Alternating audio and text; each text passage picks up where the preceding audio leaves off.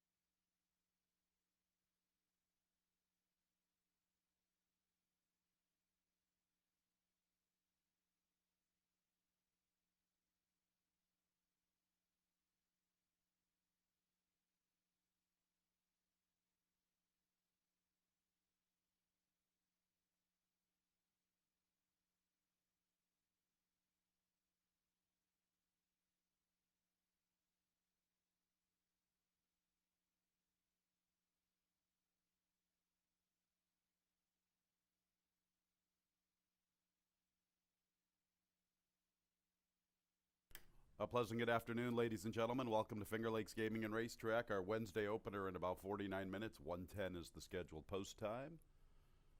8 races, beautiful afternoon, fast racetrack, pick 6 carryover, better than $6,700. Let's get into the changes for today's card. Nothing in the opener. No changes, race 1. Second race, an overweight number 2, what might have been 2 pounds over. Third race, 1 Empire Trolley. The ownership line should read Frank Fumera. The 3 Adirondack Queen, 2 pounds over. Pick 6 carryover, better than $6,700. No changes. Races 4, 5, 6, and 7. Fourth race will start the pick 5. Fifth race starts the late pick 4. Races 4, 5, 6, and 7 clear of change. On to the nightcap. 5 production credit, new jockey Samuel Cardona. Samuel Cardona, new jockey 5 production credit in the nightcap. 1 in the zone, 1 pound over. 3 K&G, 2 pounds over the weight. Beautiful afternoon here at Finger Lakes. First post in 48 minutes. Up next, Tice Guns with his thoughts on today's program.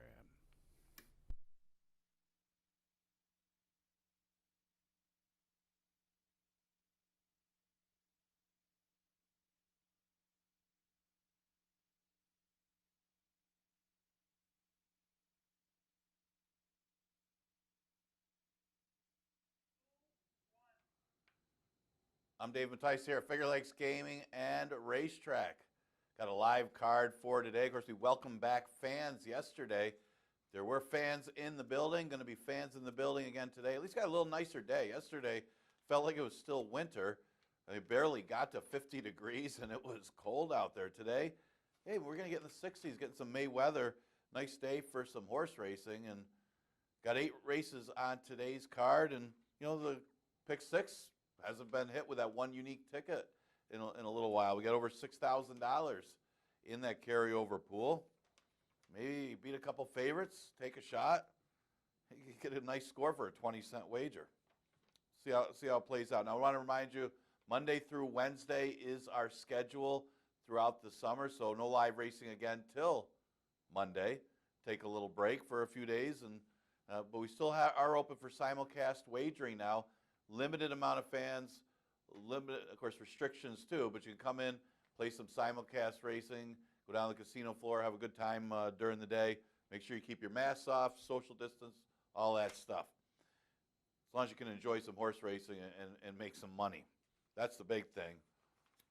Well, and of course, lift weights. But look at the card today. First race, a maiden event that goes a distance of 5 furlongs. This for fillies and mares. And you know, you look at the first race, and first thing you see is even money on a horse that's lost by double digits in both her career starts. Can you take, I mean, she can win. She's one of, say, 3 of them that can win the race, but I just can't take even money, a big favorite on a horse that's lost by double digits in 2 career starts, and even lost to another horse that's in this race in her last start. Yes, she had trouble. She kind of checked out a little bit early in the race, but from then on, it's not like she had any big excuse after that. She was never really in it.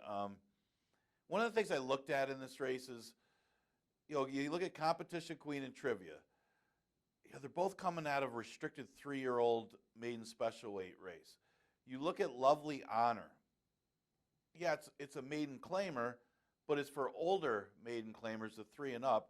And as it turns out, probably a little better race than the race Competition Queen Trivia comes out of, even though it's a maiden claimer. So you got to be careful when you look at these conditions and the class levels. Normally, yes, maiden special weights are better than maiden claimers, but in this case, because those are restricted for 3-year-olds, and you look at the times of the race, you know, Lovely Honor, you know, you can make a case that just simply was the better race, and that she comes out of. She wasn't that badly beaten. I know she wasn't a real threat, but she was less than 3 lengths beaten in that race that was probably a little better than this one. So that's where I'm going to go as my top choice. Not many angles you could come up with in this race, but I'm going to go there. I mean, the other 2, you can make a case for both of them, obviously. Competition Queen, the even money favorite. She did run in New York, her first career start. She wasn't totally embarrassed. She actually took money down there. The people that bet her at 7-2, and now she's running here against this field. Comes out of that race where a few of them had rough trips. I mean, the horse just went out to the lead, and everybody's kind of checking behind that one as everybody's bumping around, and then everybody's in an all-out chase. I mean, better trip today, yes, she can win. And Trivia didn't have the best of trips, but I mean, she chased the whole way and ran pretty good. It was her first start of the year, so she's got room to improve. So, you can make a case. I think any of the three can win this race, but I'm going to go with the horse that, is a little older. She's a 4-year-old. The other main contenders, they're 3. They were against restricted 3s, and that's going to be what I think makes a difference here, and that's why I'm going with that one on top. I'm going to go with the 1, 3, 5. And, Rachel Sells been winning some races. Won another one yesterday, the 3-horse race. It was all 3 of them right at the wire. All right, second race, 5,000 maiden claimer. I was going to take what might have been on top of me. I had trip notes on that one. But, then you get a new face for Aquilano of Azagar. And what do you do with that one with that kind of a drop? Yeah, those are 2-year-old races, but they're 2-year-old races at Aqueduct against some decent competition. And one of the races, she was beaten less than double digits. That's enough to say she should be tough at our 5,000 maiden level. So the drop's too much to ignore. She is off the layoff since December, so there are some question marks about Azagar, but doesn't have to be much to beat this field. Talk about the 2, what might have been. Well, one thing that's not in here, she wasn't going to win the race. The winner was much the best. It was just the distance was short for that. 9 horses, and I think it was Cashmere Queen, I think was the name of the horse, cut her off in the stretch. And she kind of had to check a little bit, then came running. She was coming with the winner, but the other winner was like so much better that she wouldn't have stayed with her. She might not have been better than 3rd anyway if she didn't get cut off, but she would have been a little closer if that didn't happen. That was her first start over the track, so you can see some improvement from her as well. I'm going to use her second. Third choice, Bustin' Free. Going to take some play because of that race. She basically beat these type of horses last time. She just had too many chances. One of the things with this one, and that was the Samurai horse that Donna Beretta had, that she kept running them in the same conditions, and they kept hitting the board for her, kept hitting the board. Neither one of them could get out of the condition. Then finally the Samurai horse did. So maybe this one's going to rip through this maid's condition soon. But it's had a lot of chances, as mentioned. They put the blinkers back on. I think that helped last time, putting the blinkers on, and she was up close throughout the race, but she was also up close with a very slow pace for the distance. Will that happen again? I don't know. It looks like there's some speed inside her. She certainly plays off of the effort, though. I'm going to go with the 1, 2, 6, and 4 in race number 2. All right. Third race. Go a little further. 5 furlongs. Mentioned the pick 6 carryovers. Slowly getting up there. Remember, 1 unique ticket. You get that unique ticket, and man, I think opening day, we didn't even have carryover rate. They paid pretty good, like $7,000 or something like that. Well, all right, the third race here is the first leg of the pick 6, and the speed is Miss Pot of Gold, but it just seems like the best bred horse, the classy horse, is the 2 Boca. I was going to say maybe a little bit disappointing how she ran last time, but it was her first race off of a layoff, first race over the track, and she wasn't that badly beaten by a horse that looked pretty good winning. I'm talking about Betty Smile. That horse ran down a horse, Sayamichi, who Sayamichi was shaking loose on the front end. I thought Betty Smile ran absolutely huge and looked good chasing that one down. So it turned out to be a pretty decent race. And keep in mind, it's 4.5 furlongs. Sometimes these horses that don't have a ton of early speed can get beat by horses that maybe aren't as good as that one because they get the jump on them in shorter distance. She wouldn't have beat Betty Smile. That horse ran huge, but she did run pretty decently at first start off the lap. And this field is, on paper, looks a lot easier than the field that she came out of last time. And her other race was at Gulfstream. Obviously very well bred. This is a horse that's a Kentucky bred out of a dam that's got greatest stakes winners in that family. Paid $130,000 this horse. I guess the red flag is just resold recently at 13,000, I think it was. So that kind of tells you right there is not the horse that they thought she was going to be, especially with her breeding. But she's still pretty good enough to beat this field. She may have to chase down the speed, and that's Dalton Brown and Clarence King and Miss Pot of Gold. I mean, if this horse runs that race that she had off the layoff at Aqueduct, I mean, she almost pulled off an upset. It looks like she had like a few length lead in the stretch trying to steal it on the front end and just got caught late at odds of 40-1. Those are the ones that break your heart when you got a 40-1 going in a pick 5 or a pick 4 and they're leading that lead in the stretch. And that's when it's tough. But, you know, Palace Malice out of a dam by Hard Spun. Pretty well bred, I'd say, the least. Can she hold on against these? It's not the strongest of maidens fields. She's definitely a gate-to-wire candidate and a chance to steal it under Dalton Brown. Another well-bred horse. I mean, you talk about that one being well-bred. Same as Empire Trolley. This one only start was in the turf, going a mile at Keeneland. Say well-bred. Well, the dam is a half-to unbridled song. Maybe you've heard of that one. The dam cost $800,000 as a 4-year-old, obviously for breeding purposes, but the breeding is there for Empire Trolley. How good can she run? You can't really gauge anything from the one career start. Good enough with that breeding when he's her third. One Ticked Lady should run better than her first start. You know, she's not badly bred. She's chased a while and got tired chasing a horse that kind of shook loose on the front end. Why not? She could be closer today. I'm going with a 2-4-1-5 in an interesting maiden race. All right, fourth race. Starts the pick 5. 5 furlongs is the distance. And somebody's going to win this race. I mean, there's not a lot of speed. Benny and Alex and Rocky River look to be the two speeds. Benny and Alex, the inside speed. Rocky River could be the presser. But it's not like they're going to be out there in 22 flat or something like that. It's not going to be a strong pace here. But, and I don't like horses that are routers coming out of routes in these sprint races, but the horse that looks fit and might be the best horse in here is the 6 Take Your Place. I mean, this horse is close going these routes. I don't know if he's going to be able to, with this distance turning back like this going to 5 furlongs, if he's going to be able to get there. Like I said, it's not a strong pace, but I think he might be able to chase him down.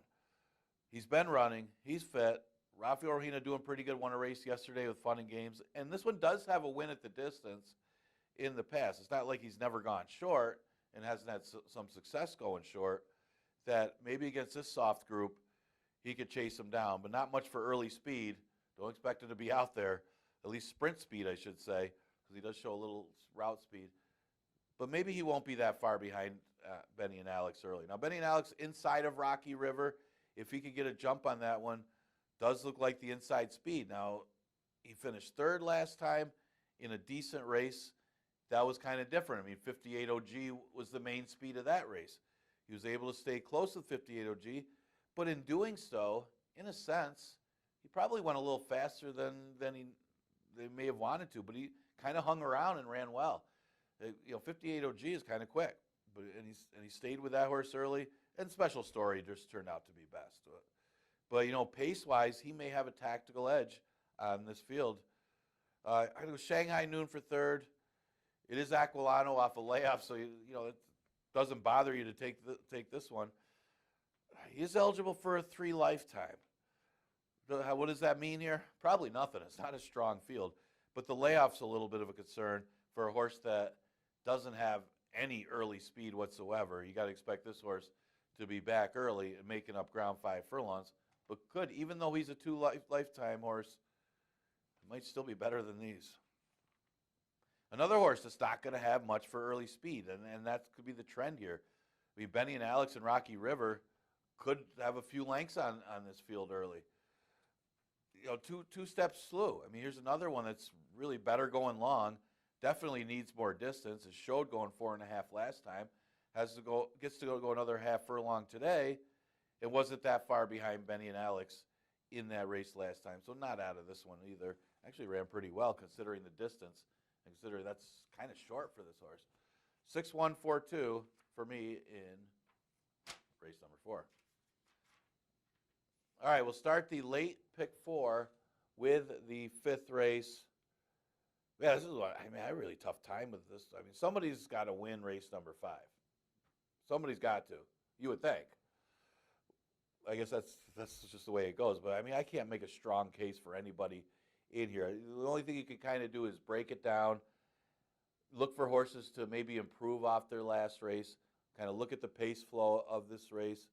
And you got a couple horses early in the year, they do improve on their second start. I mean, you got Peggy Sue, could improve off of that effort last time. You got Social Mobility, who I thought would improve off of her last race. A little concerned that she likes an off track, and she's going to get a fast track today. So how much is that going to play into it? But she was up close early. I mean, she was right behind the speed of Lexoya. They didn't go that fast in that race, and she just had nothing coming down the lane. She just kind of flattened out. But she's more of a horse that maybe want to sit back a little bit more. At 5 furlongs, can't sit back too much. But you look at the class level that Social Mobility was up against over the last couple of years. They're better horses. And for her to run third at 5,000, I mean, it's not a strong field that she comes out of, but she might not have been fit enough either. I mean, that was her first start off the layoff. A little more fit here, a little better than these horses, maybe could get her to the winner's circle. Same thing you can say for Peggy Sue. I mean, Peggy Sue, still eligible for the 4 lifetime, but you look at the class level of the past for Peggy Sue. Some of these races, you do look for a little back class. She dropped to 5,000, was claimed when dropped to 5. It's Linda Rice she sends them in, drops them to 5, and hasn't really fired too well for the new connections. Has had excuses in a couple of the races, and that first start was off the layoff.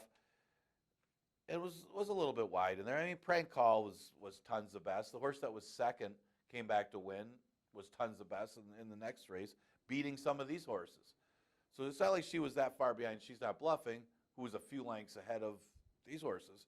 That puts her right in the mix. Got to look at it that way.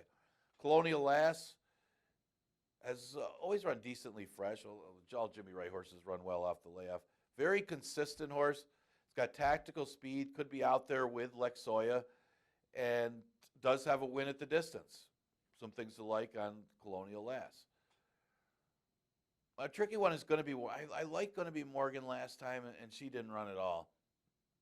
I mean, she did have some trouble early in the race. Maybe she lost interest. She wasn't going to beat She's Not Bluffing anyway, but she was never really in it after that. She ended up chasing, but if you watch the replay of the race, she did have some trouble early in the race, then made kind of a nice middle move and flattened out. It's third start off the layoff. No excuses today against this field for going to be Morgan. I expect her to be a little bit closer. 7-1-2-4. All right.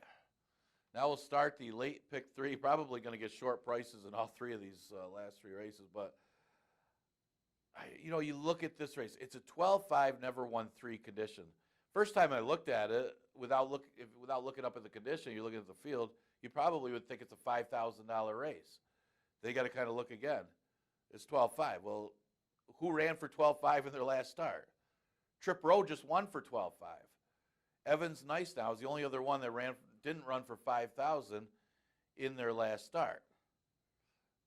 Handicap at 101 says Trip Road is supposed to win. I mean, she just won a 12-5 2 lifetime. It's like she's dropping to 5,000, even though she isn't, moving to the 3 lifetime 12-5. Plus, she was on the inside. Inside wasn't great on opening day. I'm going to go with her on top. I mean, she did win with a fitness edge against that field. I mean, a lot of that had to do with her coming in here. And, maybe not as strong a fitness edge against these, but a little bit of a class edge, considering most of these horses are coming up in class, no matter how you look at it, and she's just staying at the same level. It's like dropping in class and not having a drop. Well, Hope I Can, I'm going to use for second. She's got good form for 5,000. She's coming off a second-place finish last time. That was her first start off of the layoff, and wasn't that badly beaten to an Aquilano horse. So she was right there. It was opening day, opening race. I mean, Aquilano always wins the first race of the year, and this one just missed. So, ran well. I'm going to use her second. Third choice, the other one just because of the class level. This is a big drop, in a sense, for Evans Nice Now, even though it isn't. Other than Trip Road, again, they're all 5,000 claimers in the race. It almost is like Evans Nice Now is dropping in class, even though she's only going to the 12.5. That's a big angle here. And it's not like she's that badly beating. It's a little tougher than the 12.5 at Aqueduct. So what would she do against 5,000 claimers? Kind of how you got to look at it in this race. I was really disappointed with O'Dilley's last race. I actually liked her in there because you figured she was going to be the speed going 4.5 in that race, and she's ended up lucky to hit the board. I didn't get why this horse ran as poorly as she did. Inside wasn't great that day. Inside speed wasn't tremendous, but this horse had no excuse. She had maybe the little bit of a layoff since January, which was less of a layoff than some of the other horses. Maybe she wasn't quite fit enough to quite get there going 4.5, and she could be sharper today. But you would think that she would have won that race with the lack of pace going 4.5. I mean, it ended up, it was decent for the day relative to the rest of the paces that day, but maybe she'll improve off of that effort. 6, 1, 3, 4. All right. Seventh race, an allowance event going 5 furlongs. Exacta Tri Super and Daily Double offered in here. Well, Risky Analysis just kind of beat these horses, at least finish ahead of two of the breed horses in here, who's going to have to face again. Sweet Shallots, Claire's Gone West. And one of the things with that race, and the only knock on Risky Analysis going in, other than the layoff, was the distance. There was a question of, did she still have the same speed that she used to when she first started racing? And she did. I mean, she was able to get herself in a good position, stabilize, just kind of got away on the front end, and she ran good. I mean, she was what you would say best of the rest. She passed Claire's Gone West and finished right there. No threat to stabilize, but may have gotten beat by the pace and the distance more than anything. I mentioned the 4.5 that she wasn't on the lead. Different story today. I mean, you got April Fog on the inside with Claire's Gone West. You do have 2 speeds in this 5-horse field that she could sit third again, right behind those 2. I mean, I could see her getting a dream trip if April Fog and Claire's Gone West both go out there. She's sitting third, and she could just stalk and pounce here and be the one. Now, Sweet Shallots was on the inside. Inside was not that good that day, and didn't really get the pace scenario. She could be the main threat. I mean, Big Sin is the other one that's the question mark because she's off the layoff. Man, good-looking horse was Big Sin last year. I mean, and when she exploded down the lane that one day that she won, I mean, it was very impressive. And then she tried going long and got another victory in her last start. So she's definitely talented. The big question is going to be the layoff and going the short distance of 5 furlongs, especially with her size. I'm going to go with the 4-2-5-3. All right. We'll go to the last race of the card. I think I'll be done early today. It's a maiden event. Another, got to get used to these 5. We're getting a little further now. We're going from 4.5 to 5 furlongs. We'll get to 5. We've got a couple 6 furlong races, a couple routes yesterday. Well, a couple of them I like today. Now, I'm going to lean towards In the Zone, just coming out of the better race. I mean, a huge checkpoint. He was off slow that day, a huge checkpoint, but that one did come back to win in the route out of that race. Bustin' Bieber may turn out to be a pretty good one. It was a restricted 3-year-old race, and this is 3 and up, but this race didn't come up any tougher. In fact, might actually be a little bit easier than the restricted 3-year-old race that he comes out of. He was running in New York before that, showed some speed to be out there, and then kind of battled on the inside. I mean, this horse was pressed the whole way and still kind of hung in there for a while before finally getting passed by Bustin' Bieber. I'm going to go with the one on top of it. But, I give What My Category a look, too. I mean, this one also against restricted 3-year-olds didn't have a very good trip in that race. Kind of was pinned in there.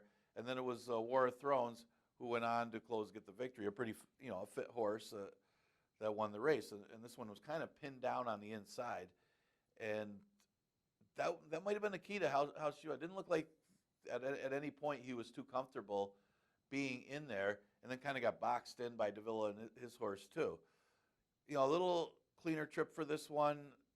I mean, it was a disappointment. It was a heavy favorite in there, off of some decent form in New York, coming in here with some fitness. We'll see. Maybe if this horse can get out and maybe get outside horses a little bit, not get boxed in, I think he can be a big threat. Another interesting one in here is the 6. Make Mo Time. Well, you go back to July of last year at Saratoga, the 6 furlong race that this horse ran is good enough to win this race. Maybe he wants to go short. I mean, all of his other races are going long. Yes, definitely bred to go long. I mean, Uncle Mo have a dam by Empire Maker. Yeah, he wants to go long, but not always. I mean, you look at what's his best race. His best race was actually on the dirt, going 6 furlongs, while most of his races are on the turf, going long. Again, if he can repeat that effort that he had at Saratoga, he can win this race. Doesn't have to be much to win this race. The 7 is Ganondagan. This one stretches out a little bit out of those 6 furlong races, flash some speed. So, going from 4.5 to 5 furlong here.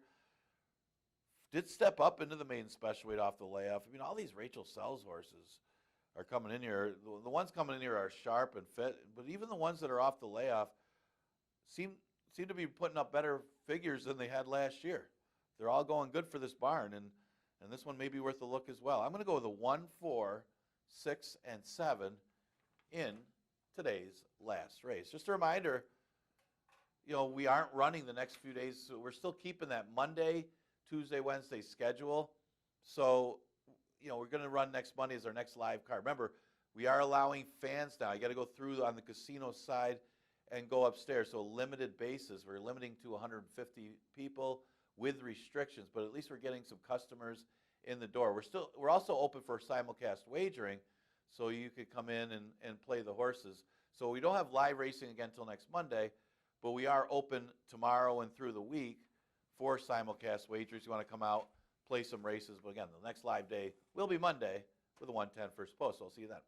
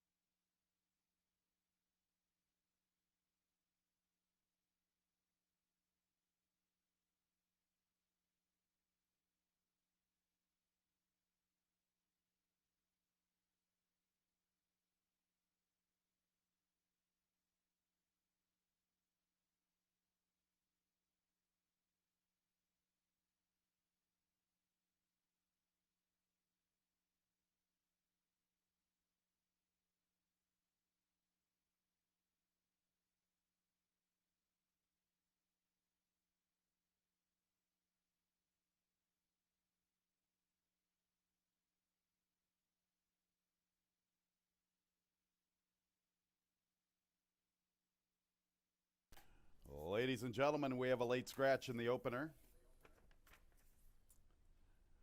Number 4, Garrity's Girl. Number 4, Garrity's Girl has been scratched from the opener with the scratch. No show wagering, no trifecta, no superfecta wagering. A late scratch number 4, Garrity's Girl here in the opener.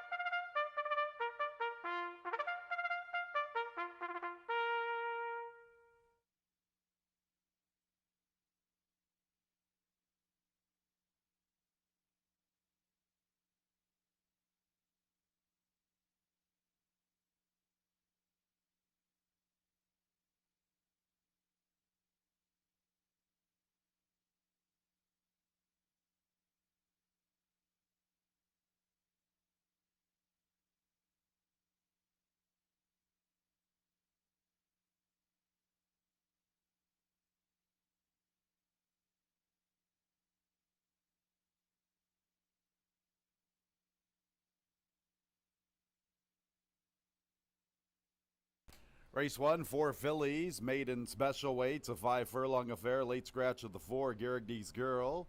No show, no trifecta, no superfecta wagering. We do have a fast racetrack. Race 1 will start the early double, the early pick 3, and the early pick 4. And post time is in 5 minutes.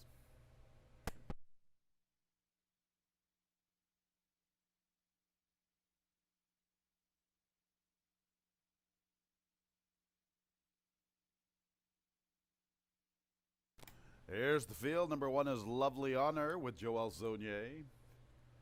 2 is Shopping for Gold, Kevin Navarro. Next will be number 3, Competition Queen with Harry Hernandez. And the 5 is Trivia with Jose Baez. 5 minutes until the opener.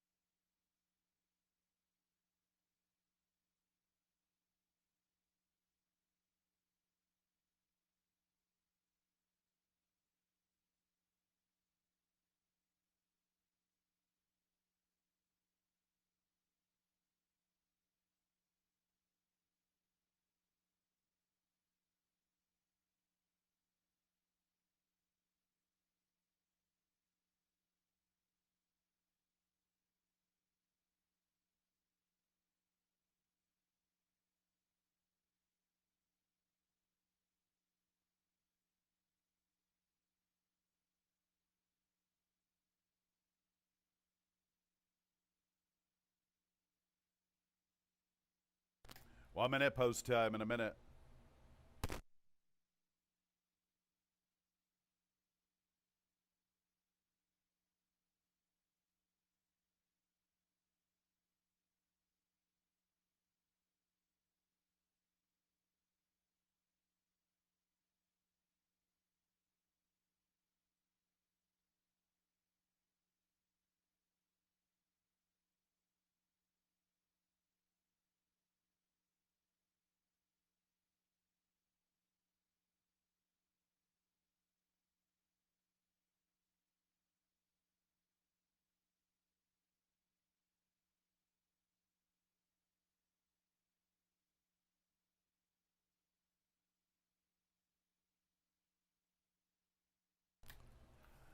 It's post time for the Wednesday opener. Number 3, Competition Queen at 6-5. Number 5, Trivia 8-5. And the one Lovely Honor is 2-1. Number 2, Shopping for Gold is the big long shot, 10-1 in the wagering.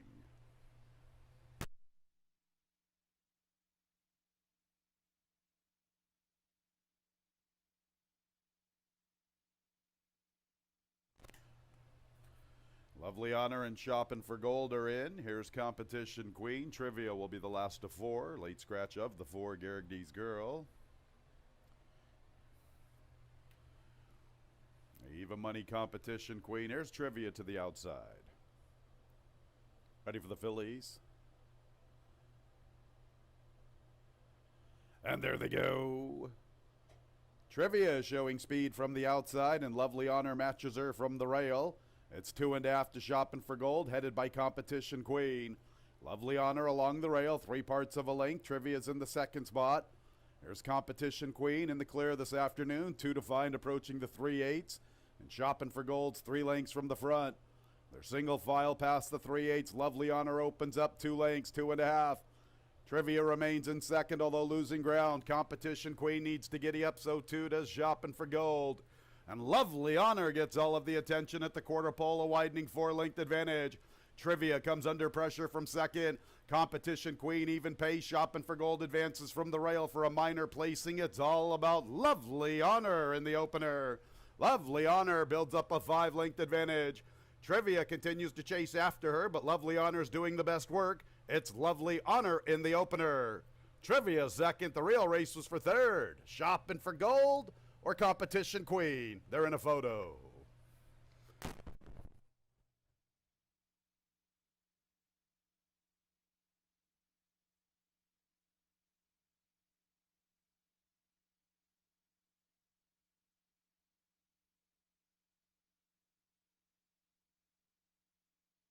One minute, 17 100ths. Number 1, Lovely Honor, all the way from the rail.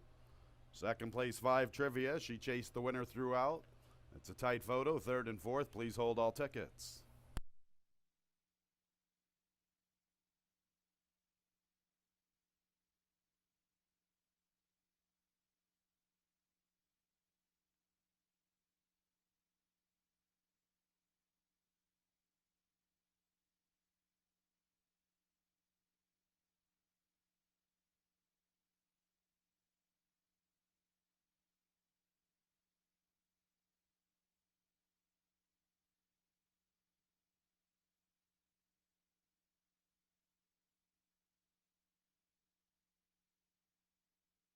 Third place, number 3, Competition Queen. Fourth place, number 2, Shopping for Gold.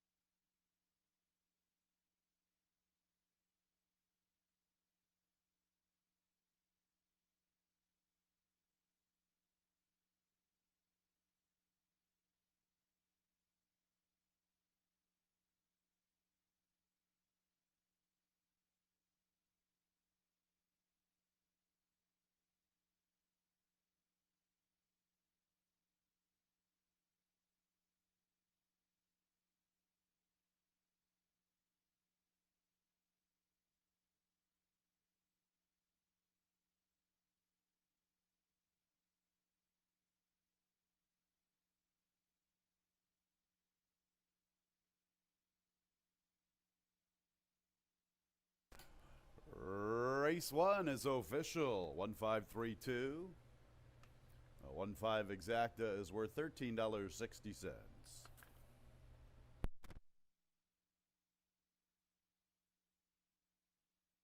Second race, number 2, what might have been 2 pounds over the weight. Our second race is in 25 minutes at 139.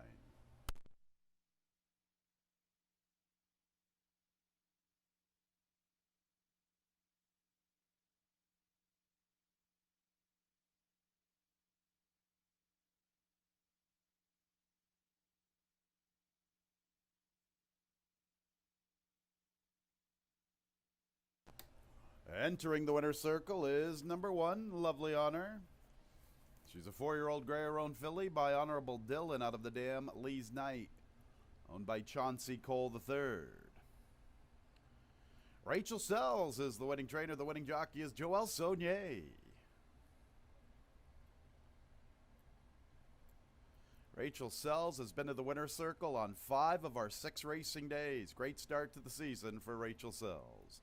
Lovely Honor was bred in New York by Donna Lee Salmons and Carrie Walsh. Second race in 24 minutes at 139.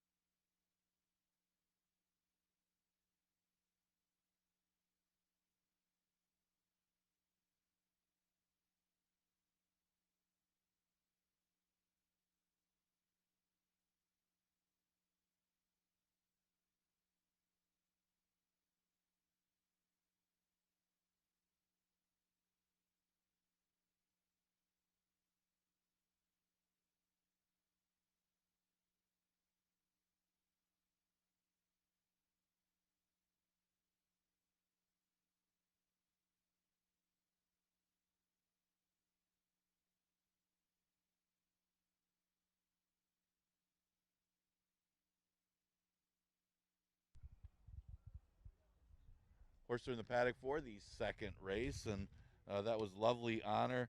Just the older horse coming out of better races, able to get the jump on the rest of the field, and Joel Saunier gets the win for Rachel Saunier. Second race, well, it's a 5,000 maiden claimer, and look at the board right now. The one horse Azagar getting play. This one of two in here for Jim Aquilano, and started off her career against 2-year-olds, the $70,000 main special weights. Showed a little bit, beat two horses, but was beaten less than double digits against much stronger field than this one. Lost by double digits in her other race, but again, it's much tougher maiden claimers than what you'll face here. Now drops all the way to the bottom to 5,000. Granted, those are 2-year-olds, and this is her first start as a 3-year-old, so it could be any kind. May need a race, but the drop in class, too big to ignore. That's why she's going to get some play. The 2 is What Might Have Been. Did get blocked in that last race late. I mean, the horse went in front of her anyway, got impeded, I should say, and still got third. I mean, she probably wasn't going to improve that position too much. She might have been a little bit closer. But, second start here at Finger Lakes. She came in here with some fitness, not the best form coming in here, but she has flashed a little bit of early speed to be close early, going 4.5, and she's at odds of 7-2. It wasn't that badly beaten in that last race. The 6 is Bustin' Free. Now, Bustin' Free, maybe one of her best races she's run was last time fresh off of the layoff, as she's been in this maiden condition for quite some time, although a lot of the races for 12.5 and for 75 got beat by a pretty good one in Becca's Wish. I mean, she did have a tactical advantage. She went 47 and change to the half and got to the lead, and it looked like she was home free, but Becca's Wish who wanted more distance, was still much the best to catch her late. We'll see, if she can finally get through this maiden condition today. This will be her 16th start, and maybe her second start off the layoff in a soft enough field that she can get to the winner's circle today. Second race, Exacta Tri Super Daily Double and Pick 3 starts. You got about 12 minutes to post.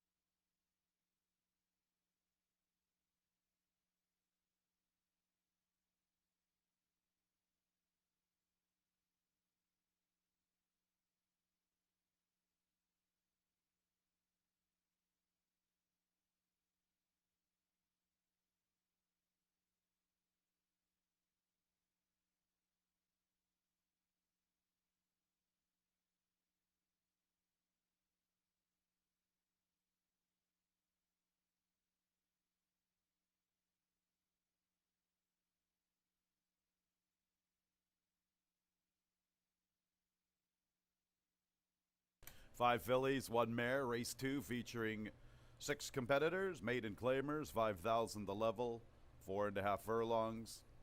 And number 2, What Might Have Been, will carry 2 pounds over the weight.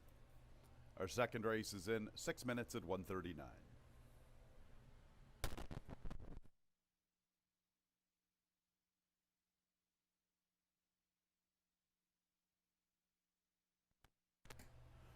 Number 1 is Azagar and Harry Hernandez. Next will be number 2, What Might Have Been, with Jeremias Flores.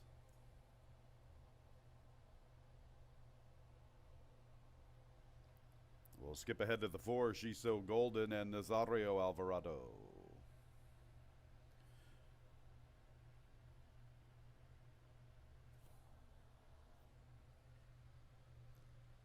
Number 5 is Little Bit Blue and Rudy Ignacio. 6 is Bustin' Free, John Berrios. Jumping out of line, the 3, Bustin' Shuffle with Michael Davila Jr. Bustin' Shuffle is a stablemate to the 1 Azagar. Our second race is in 5 minutes. 1:39 is the scheduled post time.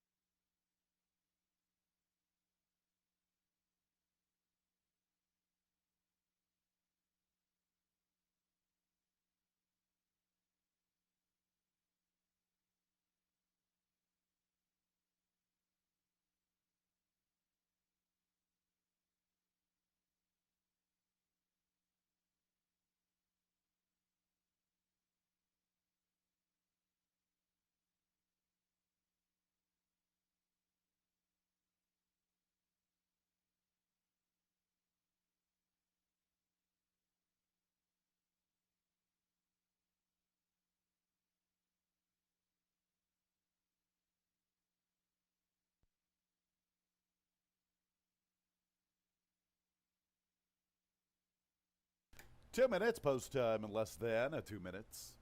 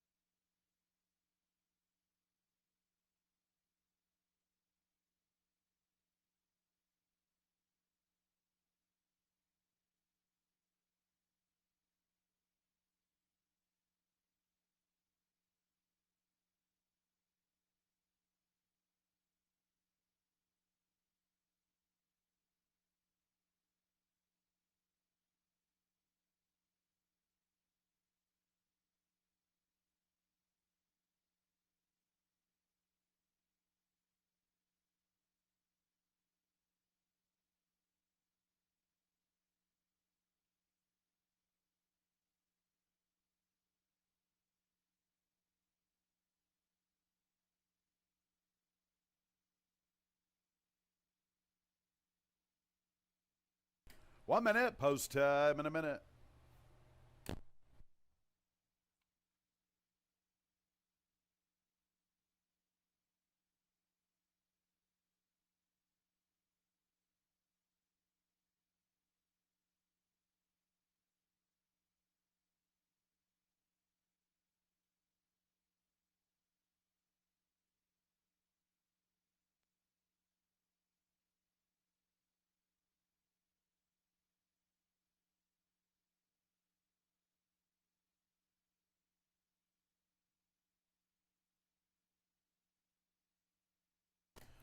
It's post time for the second race. 5 fillies, 1 mare. Bustin' Free is the lone mare. She vies for favoritism with the 1 Azagar. They are both currently 2-1. And the current favorite is the mare Bustin' Free. Azagar, the first of 6 into the starting gate. 1 of 2 for trainer Jim Aquilano. Bustin' Shuffle, the other Aquilano trainee. There's what might have been for Paul Barrow. There's Bustin' Shuffle. Third choice at 5-2. She's So Golden ready to move in. Couple to load, a little bit blue, and Bustin' Free. Bustin' Free, the mare at 9-5. Azagar at 2-1, and Bustin' Shuffle at 5-2.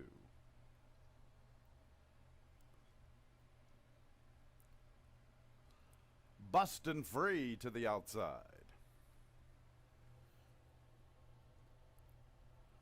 They're at the post.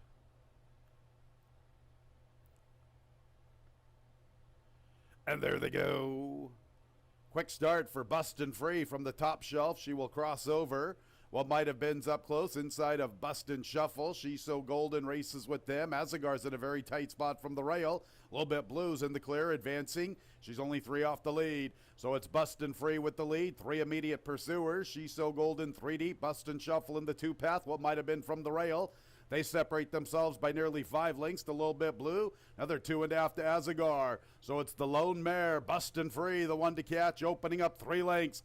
What might have been his second, Bustin' Free doesn't corner too well. She has the lead, turning for home. What might have been is chasing from the inside. And towards the rail, races Bustin' Shuffle. Farther out, a little bit blue, but Bustin' Free is kicking well clear, and Bustin' Free is long gone. Bustin' Free, an authoritative winner from what might have been. Azagar rolls late into third. A little bit blue fourth for the Super.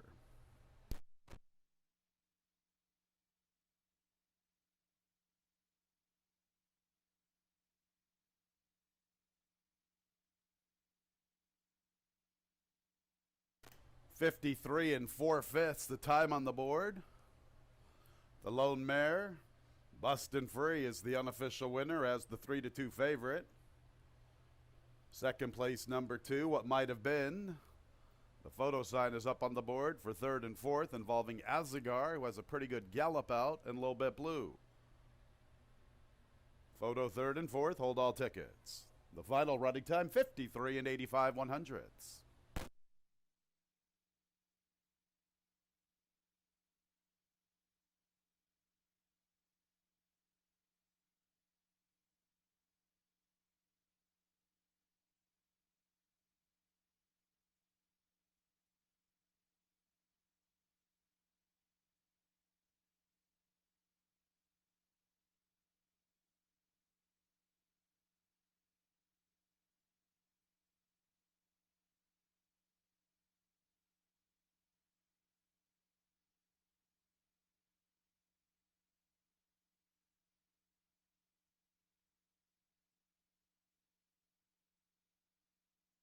Third place, number 1, Azagar. Fourth place, number 5, a little bit blue.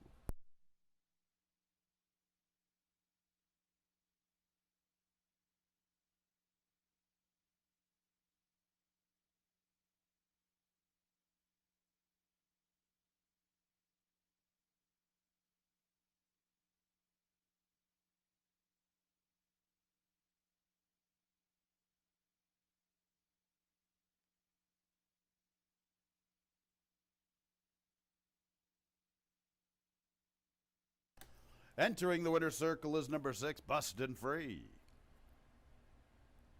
5-year-old chestnut mare by Bustin' Stones out of the Dam Lake Princess, owned and trained by Donna Barreto. Winning jockey is John Berrios.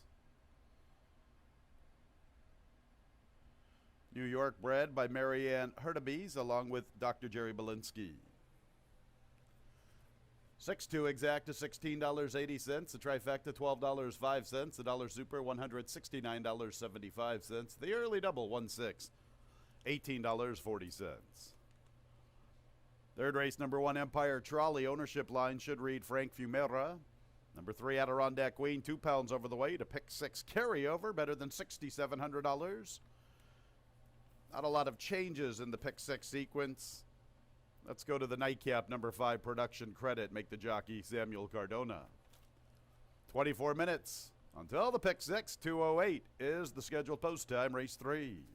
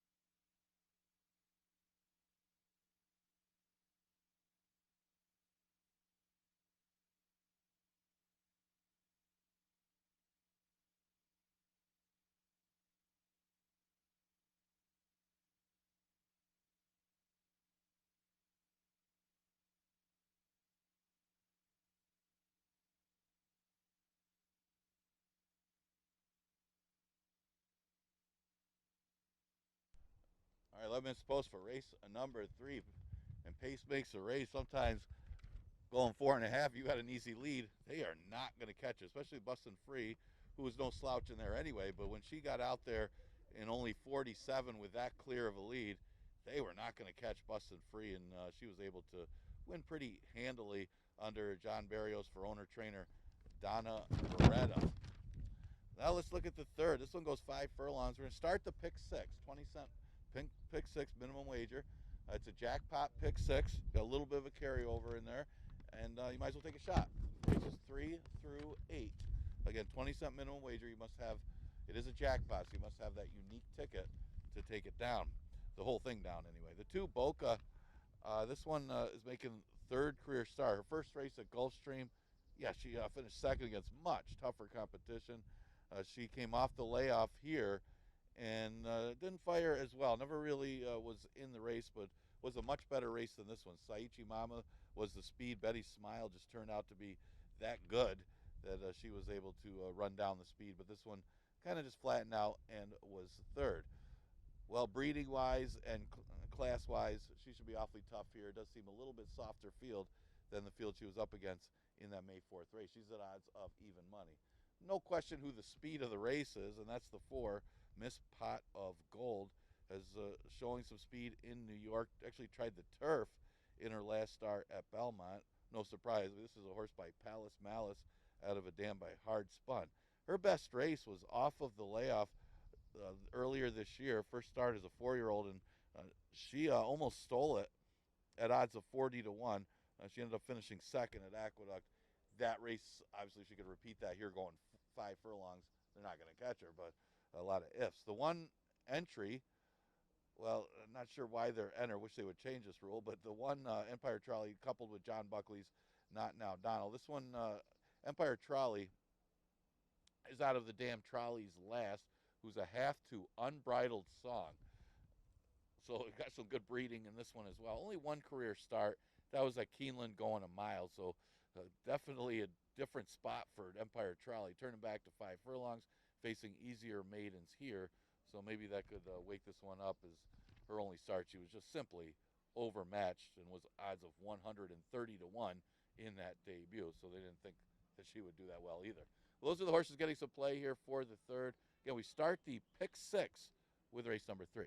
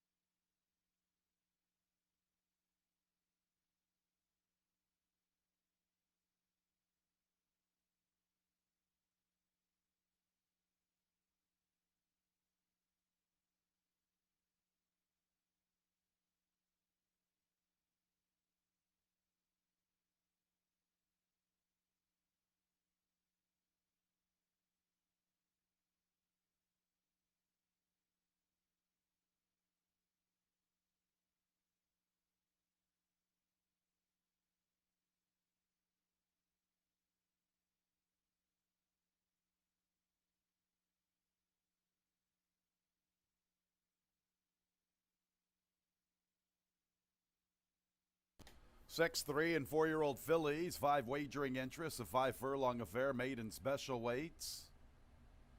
Number 1, Empire Trolley, the ownership line should read Frank Fumera. Number 3, Adirondack Queen, 2 pounds over the weight. A pick 6 carryover, better than $6,700. Our third race is in 6 minutes at 2:08.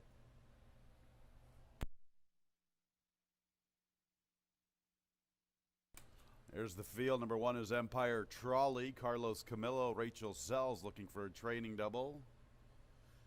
Entry mate 1A, Not Now Donald. Joel Saunier looking for his second winner on the Wednesday program. Next will be number 2, Boca, the favorite at 6-5 with Jackie Davis. Number 3 is Adirondack Queen with Rudy Ignacio. Number 4 is Miss Pot of Gold with Dalton Brown, the second choice at 3-2. And the 5 is One Ticked Lady and Nazario Alvarado. Field of 6, 5 wagering interest. The pick 6 in 5 minutes at 2:08.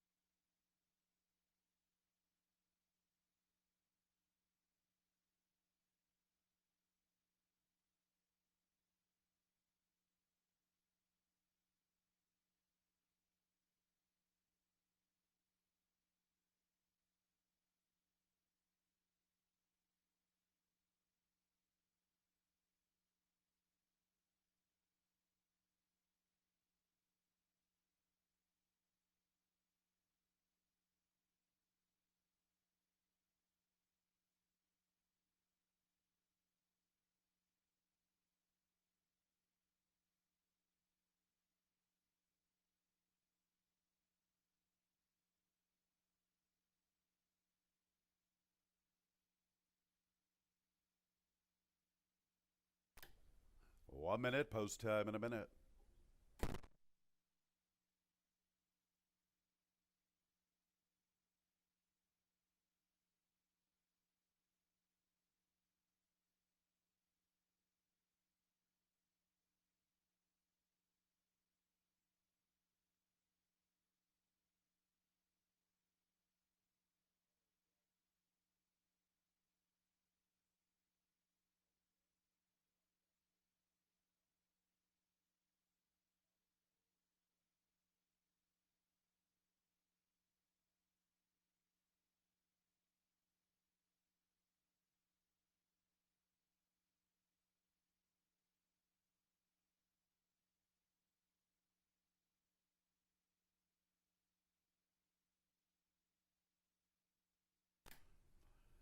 It's post time for the third race.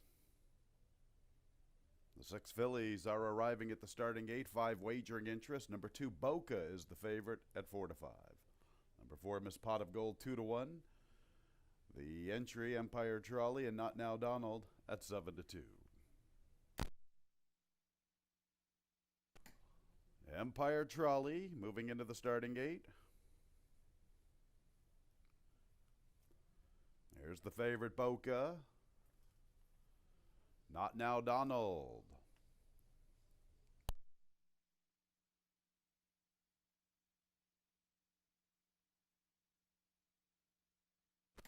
Adirondack Queen.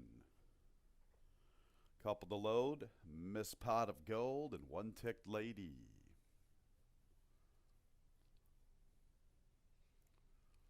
Miss Pot of Gold, the second choice, Dalton Brown in the irons, and One Ticked Lady to the outside. 4-5, Boca.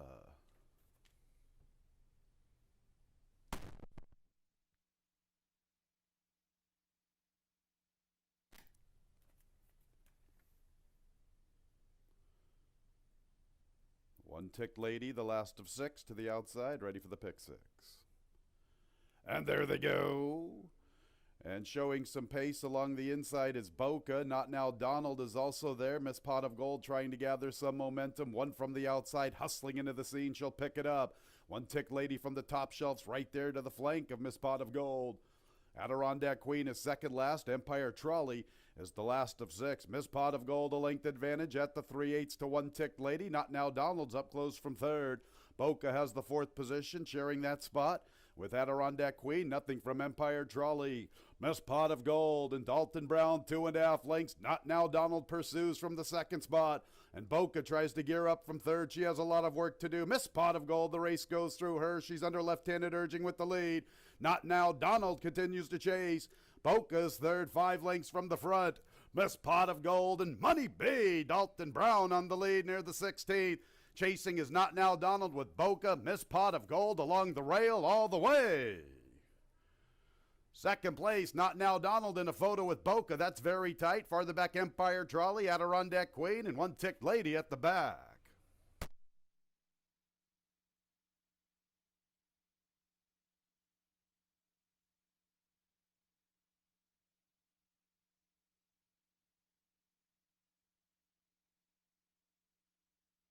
One minute, 71/100ths, the final running time. Number 4, Miss Pot of Gold, is the unofficial winner.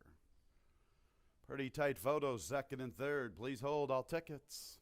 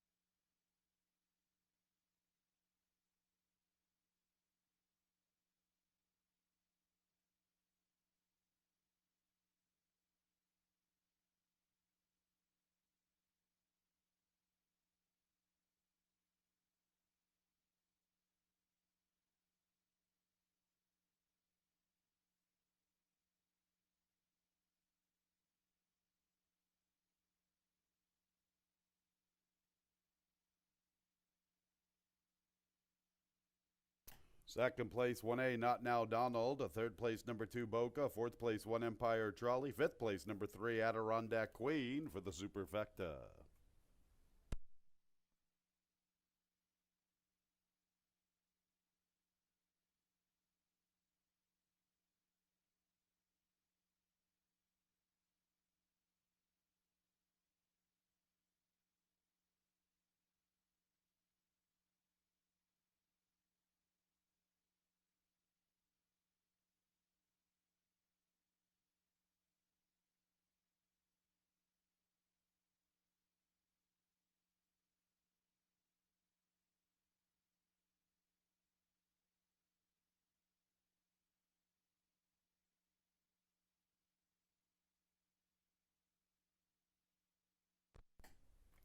In the winner's circle is the 4 Miss Pot of Gold, 4-year-old Bay Filly by Palace Malice out of the Damn Wicked Spin. Owned and trained by Clarence King, winning jockey Money B, Dalton Brown.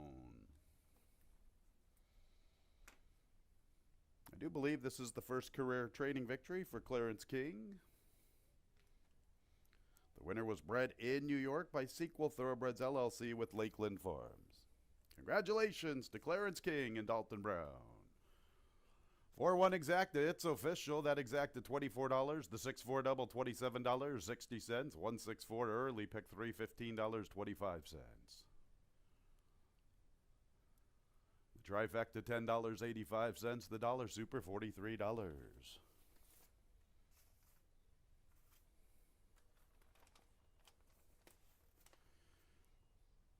Fourth race will begin the pick 5. There are no changes. Post time is in 24 minutes. 2:38 is the scheduled post time. Today's fourth, the start of the pick 5.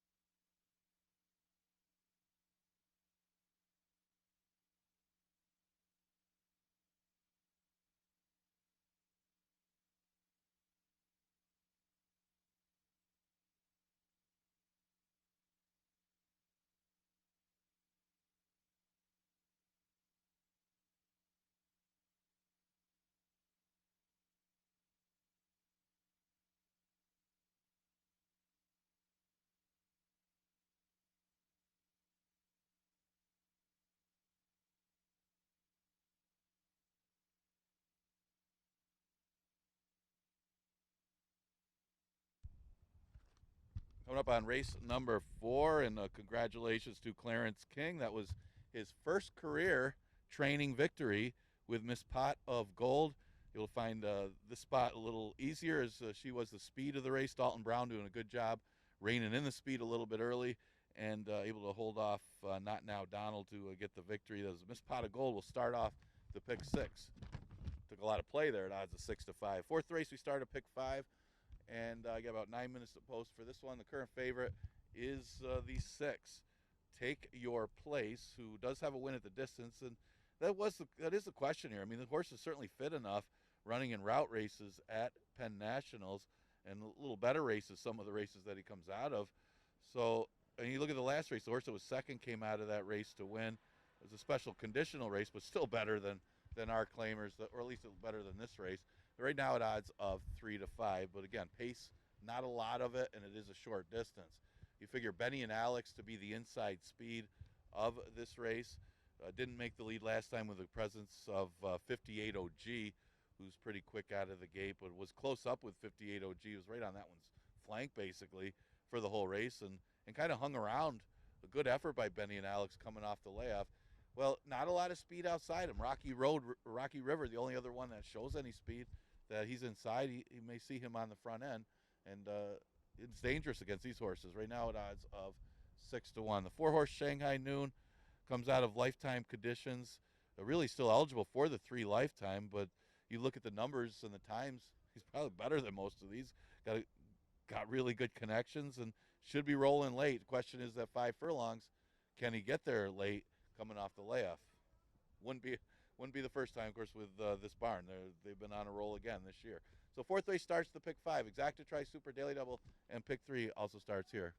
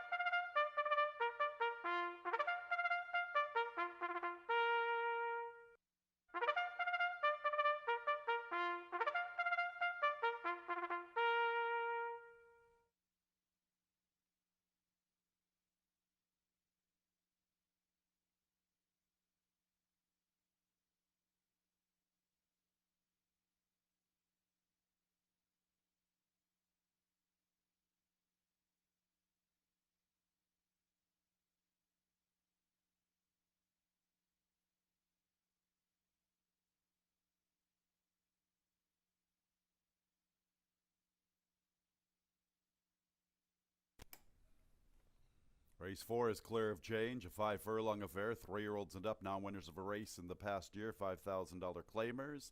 First leg of our Wednesday pick 5, and post time is in 6 minutes.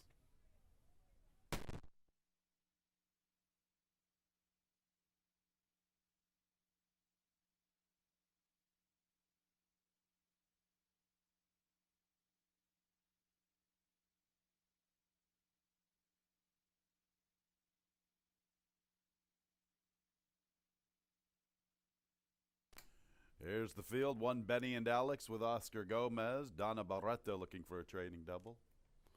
Here's the 2 Step Slew with Kevin Navarro. Next will be number 3 Stormtails with Carlos Camillo.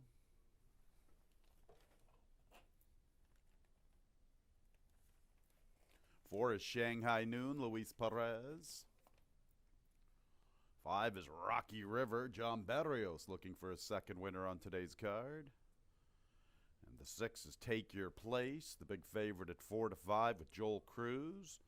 Stablemate of number 3, Stormtails, both conditioned by Sugar Rohina. About 6 minutes until the pick 5.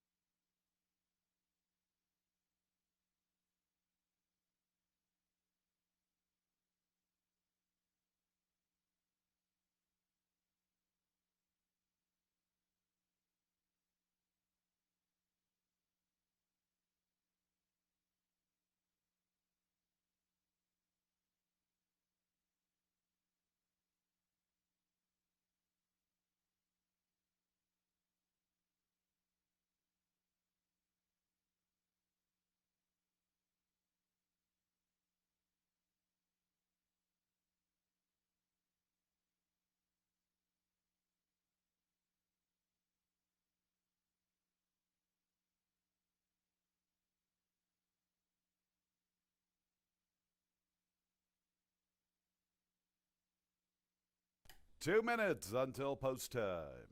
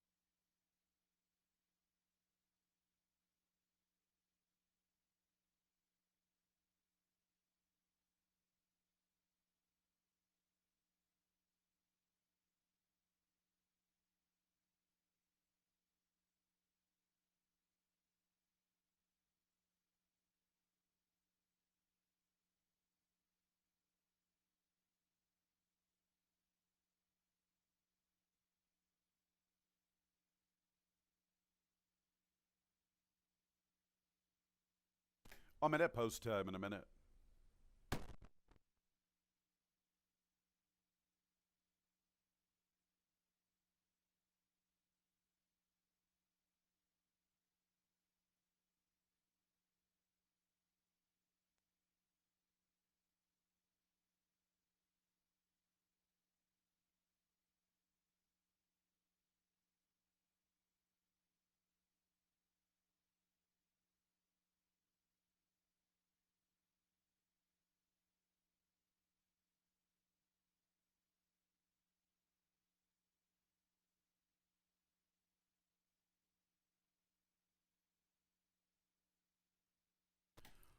It's post time for the fourth race. The start of our pick 5. The favorite is number 6, Take Your Place at 6-5. Number 1, Benny and Alex 2-1. Number 4, Shanghai Noon 5-2. It's the Penn National Invader. Take Your Place as the favorite. Benny and Alex is in. 2-Step Slew moves into the starting gate. There's Storm Tails, stablemate to the favorite Take Your Place, both conditioned by Sugar Rohina.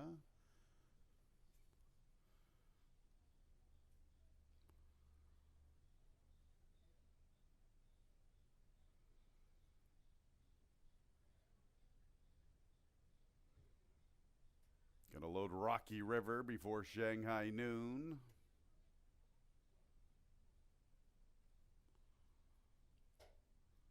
Two to load at Shanghai Noon. The third choice at 3-1, and Take Your Place the favorite at 7-5.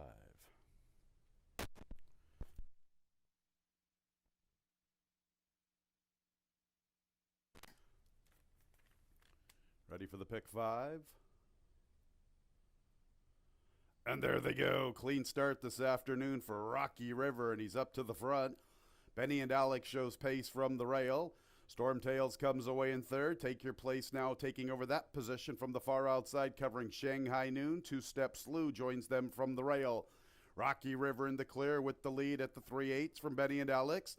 Take Your Place fires into third. 2-Step Slew is fourth, then Storm Tails and Shanghai Noon. Rocky River has the lead through the turn from Benny and Alex. Take Your Place is third, 3 off the pace. 2-Step Slew is fourth, then Shanghai Noon, and at the back is Storm Tails. Rocky River and Benny and Alex. Take Your Place begins his move. He's trying to close in. Benny and Alex trying to kick clear from Rocky River. Along the rail is 2-Step Slew, and Take Your Place is taking off in the center of the track, and here's Take Your Place. And he tells his rivals to know their place, because it's Take Your Place, and he's going to register his 9th career score. Shanghai Noon is up for second, and third and fourth is tight. Benny and Alex, Rocky River, also there with them, 2-Step Slew, and from the far outside, Storm Tails.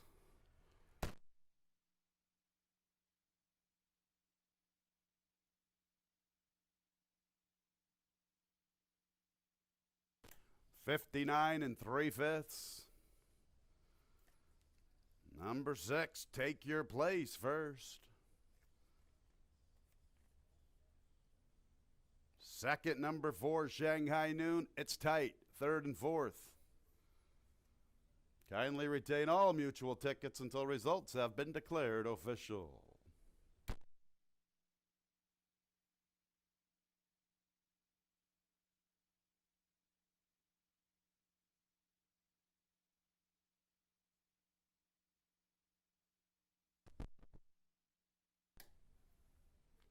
59 and 65 100ths, the final time.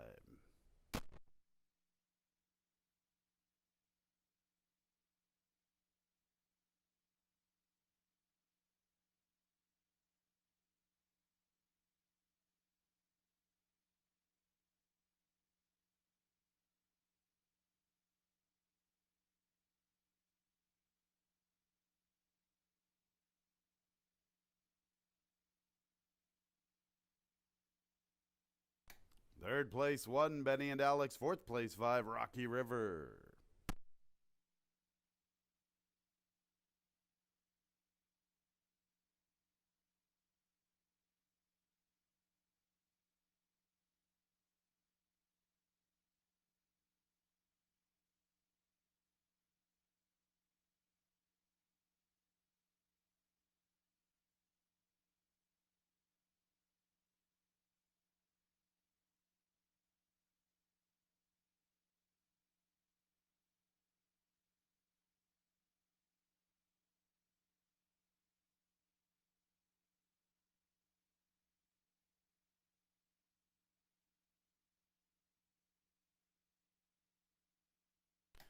Take your place. His 9th career score, 6-year-old Bay Gelding by Into Mischief out of the Damn Prince's Jewel. Won by Ed Schatzel, winning trainer Sugar Rohina, winning jockey Joel Cruz. Kentucky bred by Murray Stroud. Race 4 is official, 6-4-1-5 up on the board. 6-4 exacta, $14.80. 6-4-1 trifecta, $9.25. Dollar super, $105. A 4-6 double, $14.40. 6-4-6 pick 3, $12.75. 1 with 6 with 4 with 6. The early pick 4, $39.37. Fifth race starts the late pick 4. It's clear of change, and post time is in 24 minutes at 3:07.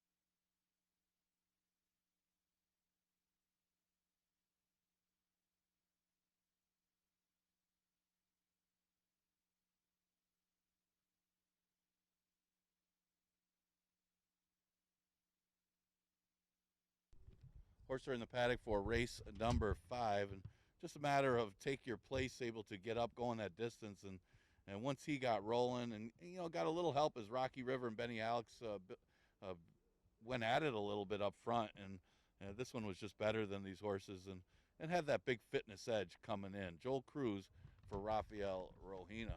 As we go to the 5th, this one goes a distance of 5 furlongs. We'll start the late pick 4. Early play on Colonial Last, making her first start of the season. She usually runs well fresh off the layoff. She does have a win at the distance in the past, and I think it was it 2 years ago she won off the layoff. I'm thinking 2018, but she always fires, and a very consistent horse over the last few years, and she has tactical speed, which is decent for these short distances, and really the only other speed is Lexoya, and Lexoya is not that fast, so she can be up close throughout and be a factor in here with a good layoff trainer. The one, Peggy Sue, well, she may have needed a race. She making her second start. She finished behind She's Not Bluffing. Prank Call looked good off the layoff, winning. They put her up in class off of the claim and didn't fare too well the other day, but that was a good effort. She did a good time. The horse that was second, She's Not Bluffing, came back to win, and came back to win handily out of that race. And, she's a few lengths behind that horse, but with the race that She's Not Bluffing won, a lot of these horses were a few lengths behind She's Not Bluffing. So she fits nicely here, making her second start of the season, gets the services of Ray Gutierrez, right now at odds of 5-2. The 7 is Social Mobility. Obviously, the distance is a little short for this horse, but so was 4.5 last time. And, she was up close throughout, had to ask a little to be up there, and just kind of flattened out in her first start off of the layoff.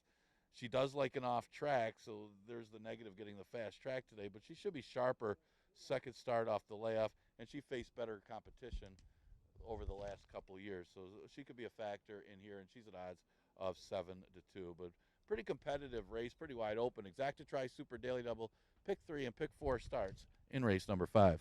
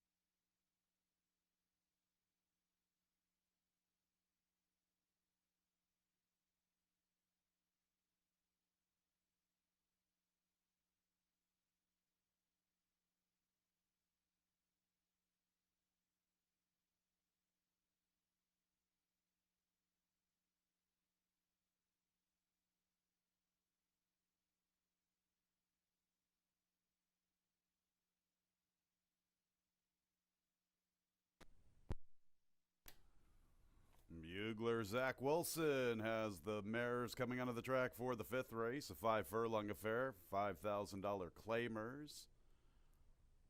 Non-winners of a race in the past year. No changes. Post time in 6 minutes.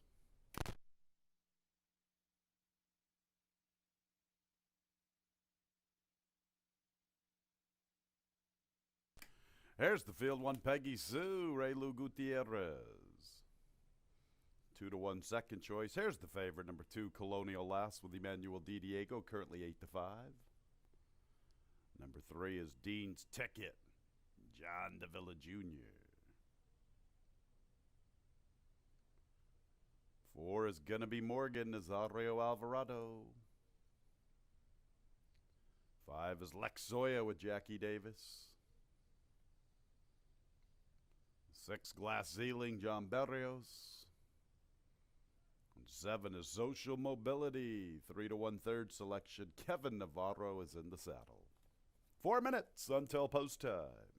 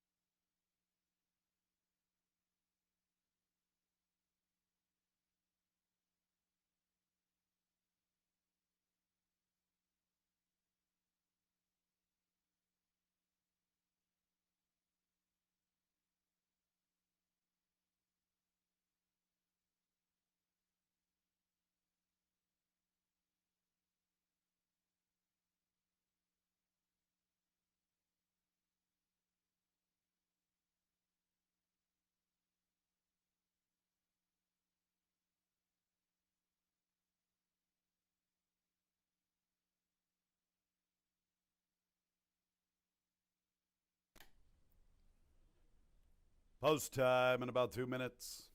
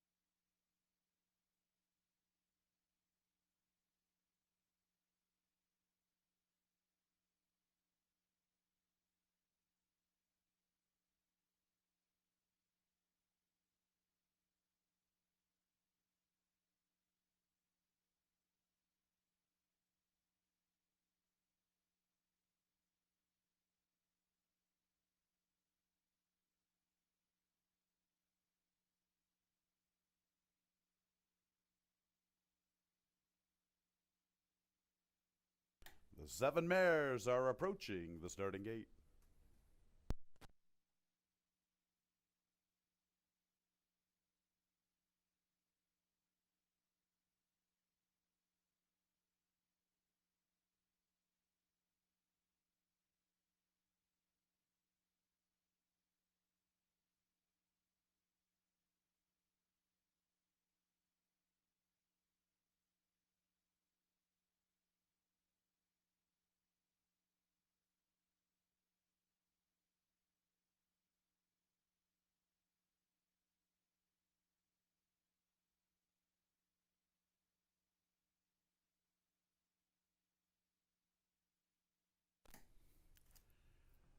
It's post time for the fifth race. 8-5, number 2, Colonial Last. 2-1, number 7, Social Mobility. 3-1, number 1, Peggy Sue. Glass Zeeling is the first of 7 mares into the starting gate. There's Peggy Sue to the rail.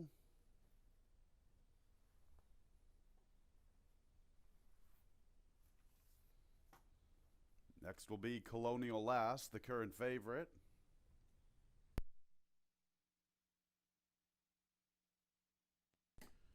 There's Dean's Ticket.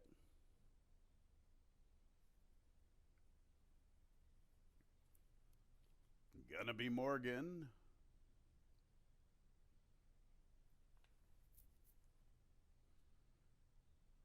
Lexoya.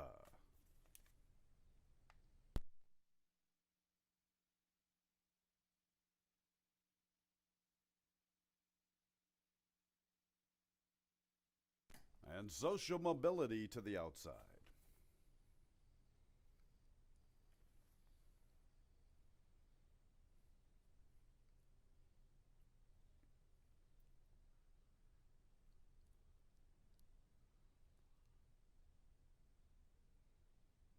Ready for the late pick 4. And there they go. Slow start for Glass Zeeling. It's a quick start for Gonna Be Morgan. In the second spot is Colonial Last. Lexoya makes a move for that position. So too does Peggy Sue from the rail. Social Mobility's midfield, currently in 5th, 4 off the lead, heading into the turn. Break of nearly 3 lengths to Dean's Ticket and Glass Zeeling. So it's going to be Morgan who has the lead at the 3/8 from Lexoya and Colonial Last. Peggy Sue's back to 4th. Social Mobility still in the 5th position, 5 lengths off the lead. 2.5 to Glass Zeeling, and Dean's Ticket's at the back, and Gonna Be Morgan's the leader at the quarter pole, a length and a half. Colonial Last cuts into the margin just a bit. Gonna Be Morgan against the fence. Colonial Last is pursuing. Far outside races Social Mobility, 3/16 from the line. Gonna Be Morgan, and to their outside is Colonial Last, and Social Mobility's trying to gear up in the center of the track. Colonial Last, Social Mobility's taking off. Gonna Be Morgan from the rail. Here comes Social Mobility to the outside. Social Mobility outfinishes Colonial Last. In 3rd, Gonna Be Morgan. 4th place, Peggy Sue.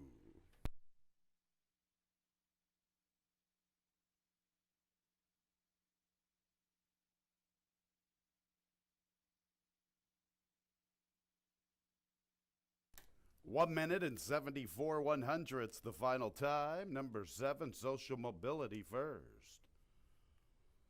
2nd place 2, Colonial Last. 3rd place 4, Gonna Be Morgan. 4th place, number 1, Peggy Sue. Make sure to hold all tickets.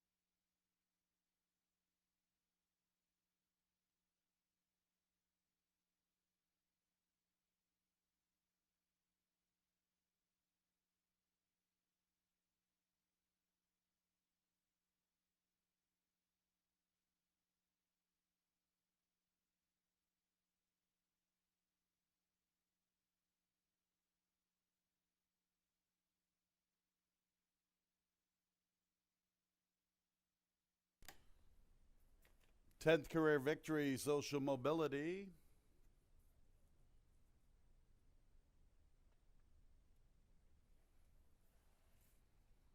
Eight-year-old bay mare by Quality Road out of the dam Second Marriage, owned by Cannon Farms. Winning trainer Ilmar Loiza. Winning jockey Hands of Stone Kevin Navarro. New York bred by Martin Manella. It's official, 7241. Exacta $18.40. The trifecta $28.37. The dollar super $131.75. 6-7 double, $17.60. 4-6-7 pick 3, $19.12. No changes. Race 6. Race 6 starts our late pick 3. Race 6 in 25 minutes at 3:37.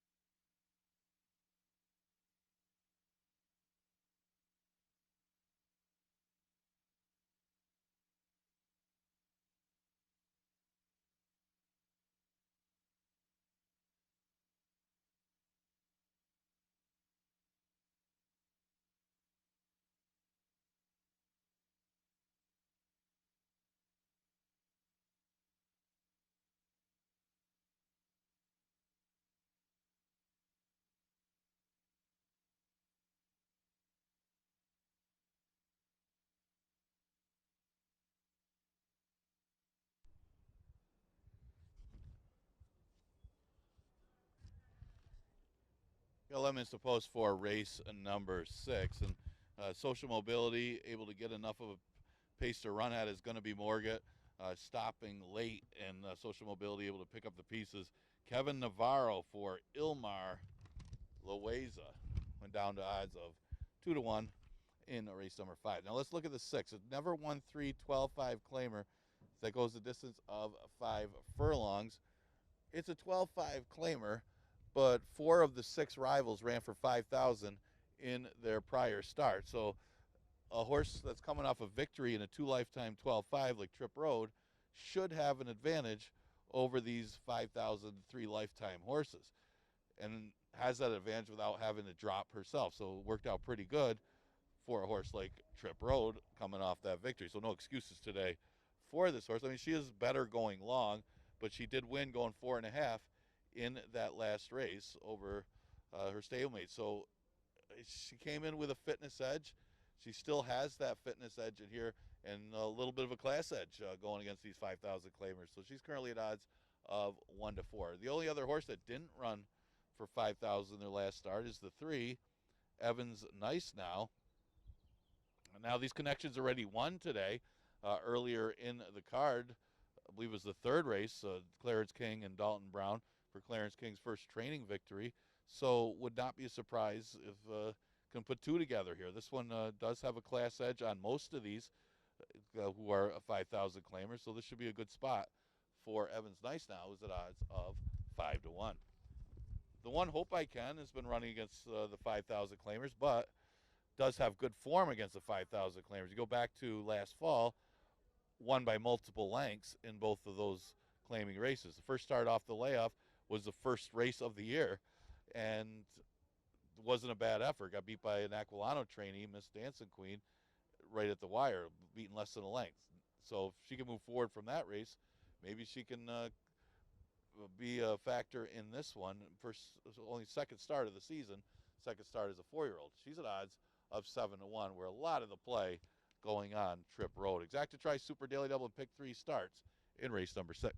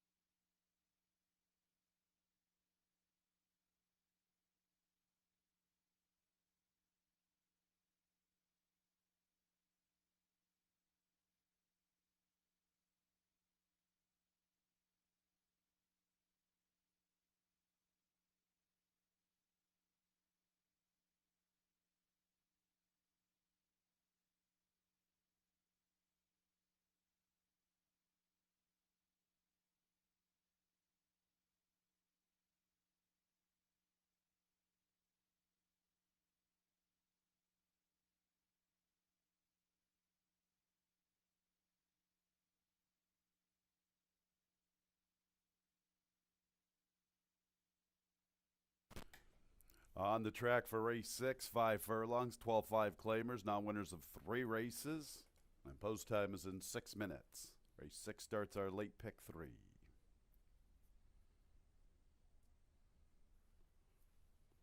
Here's the field. Number 1, Hope I Can, Michael Davila Jr. Next will be the 2, Chasing Losses with Rudy Ignacio. Number 3 is Evans Nice Now, Dalton Brown looking for a riding double. Clarence King, a training double. 4 is O'Dilly, Nazario Alvarado. 5 is Grandorella, Joel Cruz looking for a second winner on today's card. 6 is Trip Road, the heavy favorite at 1-4. Joel Saunier looking for a second winner along with trainer Rachel Sells. 6 fillies and mares, our late pick 3 in about 5 minutes.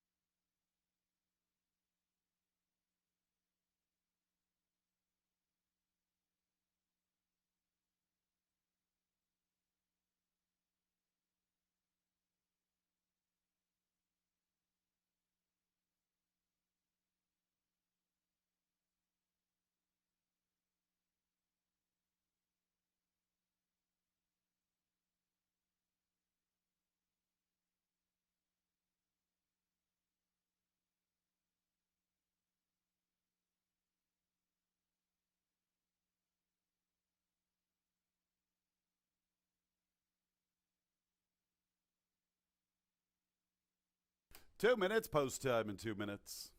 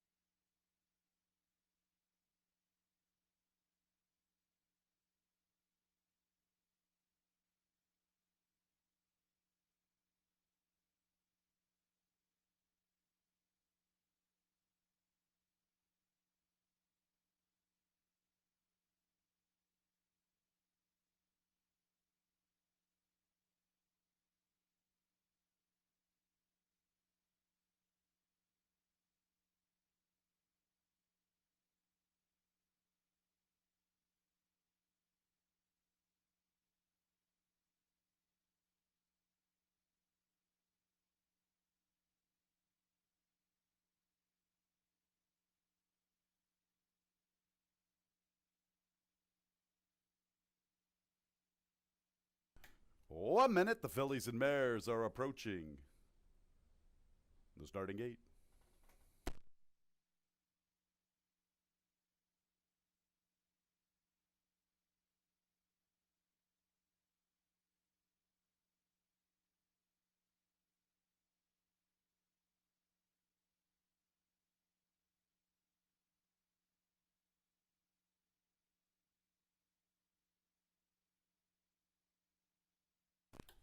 It's post time for the 6th. Big favorite number 6, Trip Road at 2-5. Hope I Can, the first of 6 fillies and mares into the gate. Chasing Losses will be next.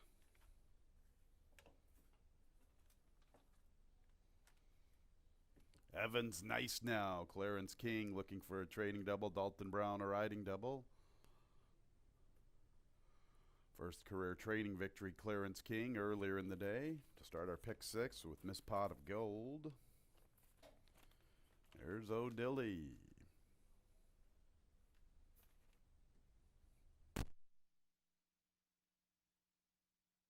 Grandarella. Heavy favorite, Trip Road to the outside. She's 1-2. Hope I Can is 4-1.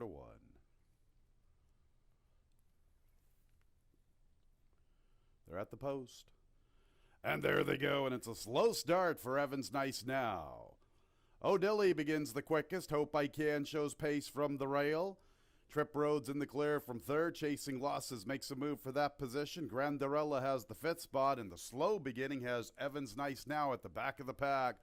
Hope I Can up to the front from the rail. O'Dilly is in second. Chasing Losses pursuing them from third with 2.5 to find.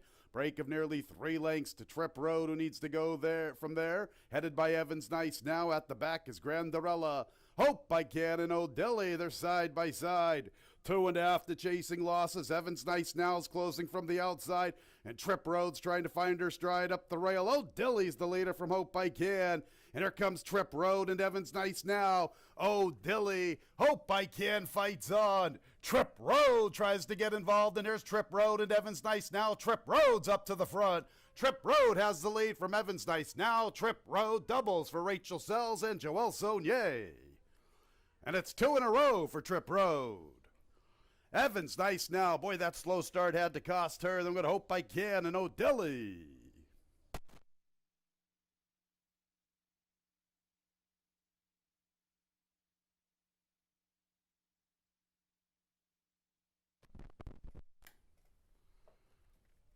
Six, Trip Road first, 4-5 favorite. Good effort from the runner-up 3, Evans Nice Now. Third place, 1, Hope I Can. Fourth place, 4, O'Dilly. Running time on the board, 1 minute. Make sure to hold all tickets.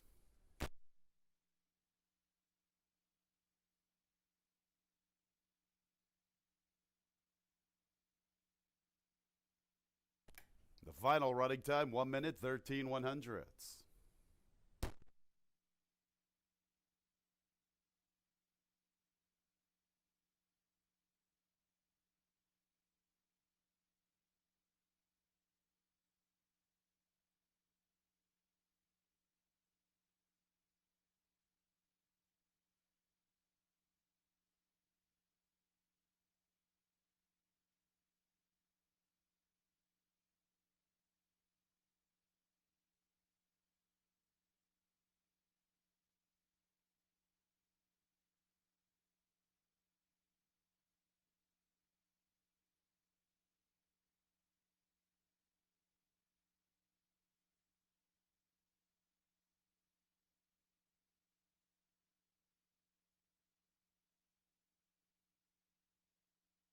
Entering the winner's circle is number 6, Trip Road. 5-year-old dark bay or brown mare by 40 Tails out of the dam Voucher Vulture. Owned by Michael Foster. A double for Rachel Sells. A double for Joelle Saunier. Trip Road was bred in New York by Chauncey Cole III.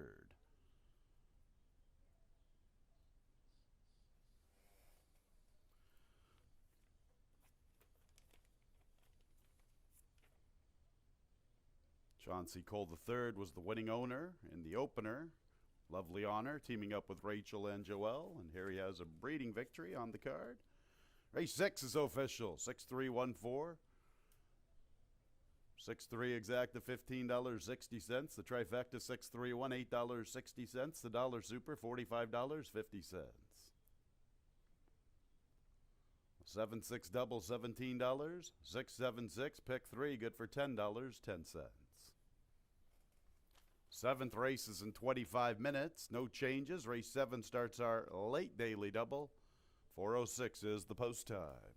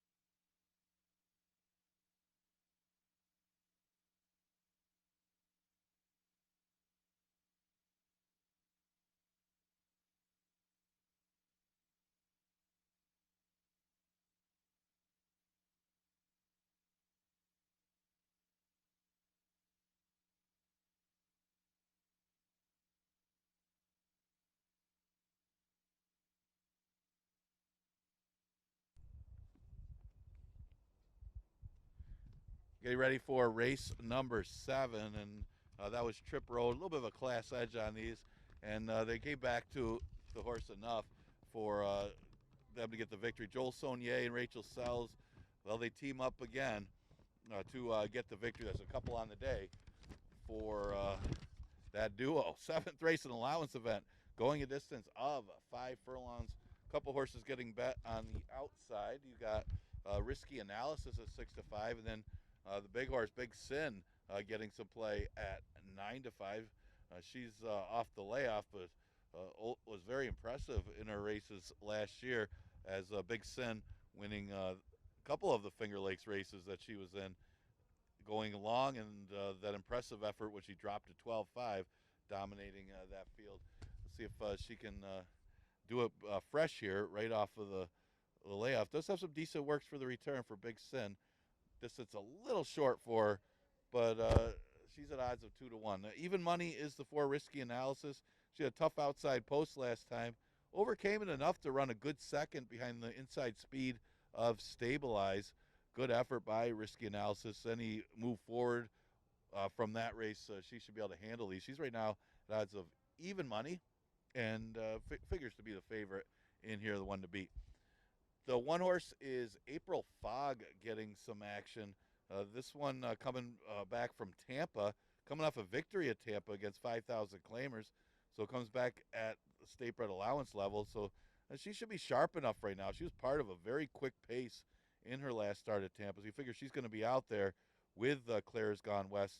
She wasn't that quick before when she was here, but showing those fractions and as sharp as she is, she may show her best speed, and certainly could be a factor here under Ray Gutierrez. She's at odds, mentioned, odds of 3 to 1. So she's getting a lot of early play as the possible inside speed of this race. So 10 minutes to post for race number 7.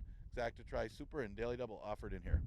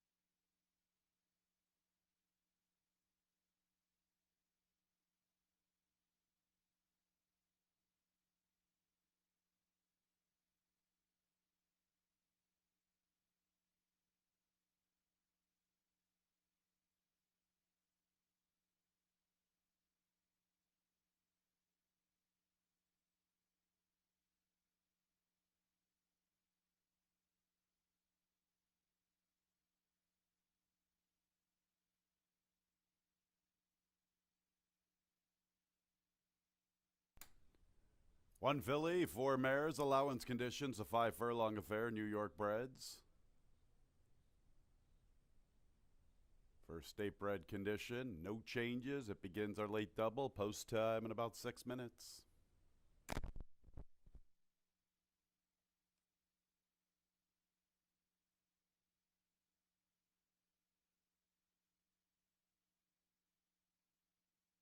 Here's the field, 1 April Fog, Raylu Gutierrez. Next will be the 2 Sweet Shallots, Jose Baez. Stablemate 3, Clara's Gone West, and Nazario Alvarado.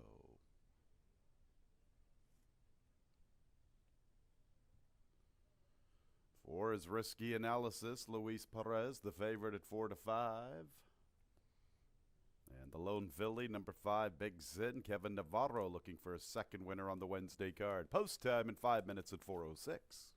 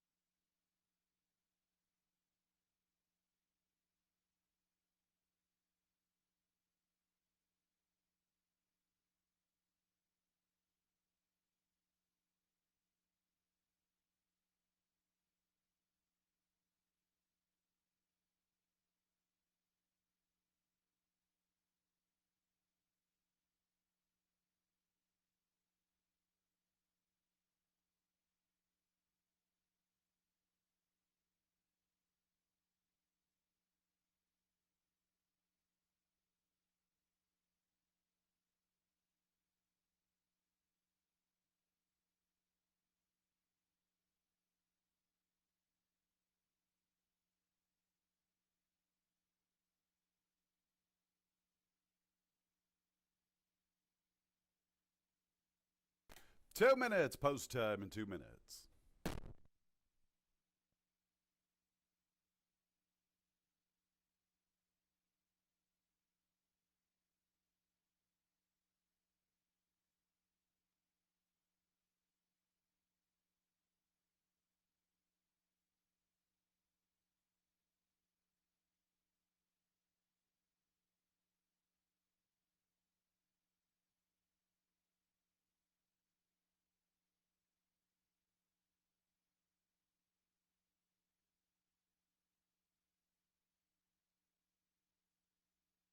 One minute, post time in a minute.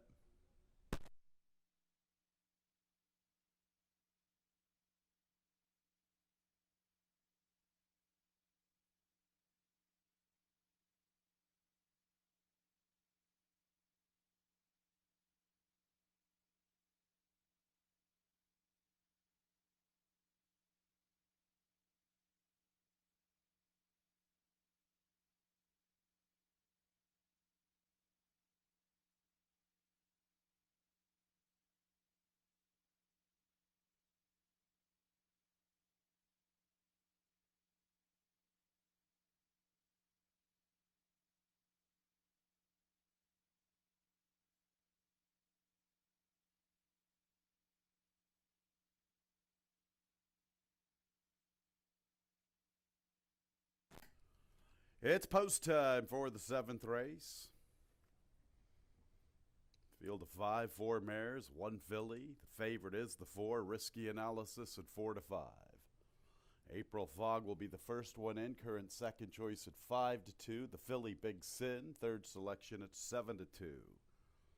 Here's Sweet Shallots, the first of 2 for Deborah Breed. Clara's Gone West, her stablemate, to her immediate outside in the starting gate.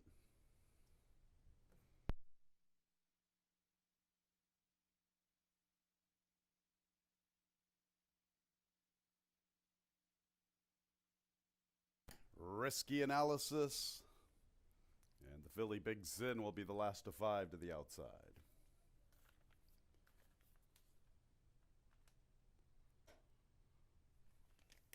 Ready for the race.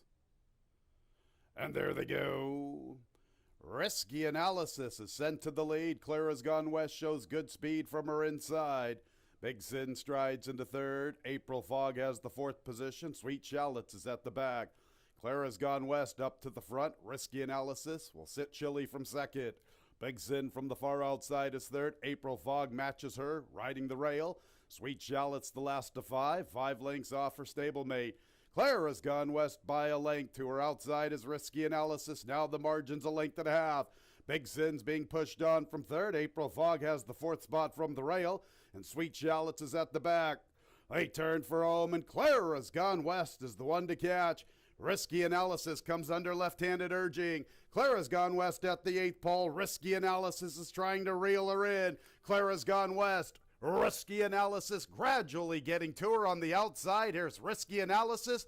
A little bit of contact. Risky Analysis and Clara's Gone West. Risky Analysis. Risky Analysis from Clara's Gone West. Then Sweet Shallots, Big Sin, April Fog at the back.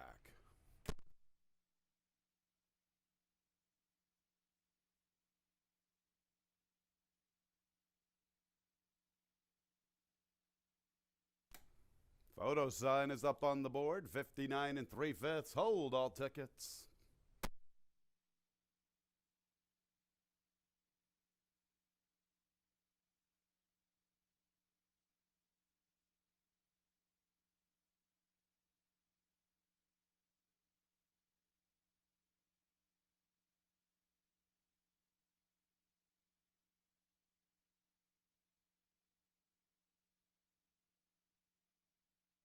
$59 64 1/100ths the final time. Number 4, Risky Analysis first. Second place 3, Clara's Gone West. Third place 2, Sweet Shallots. Fourth place 5, Big Sin.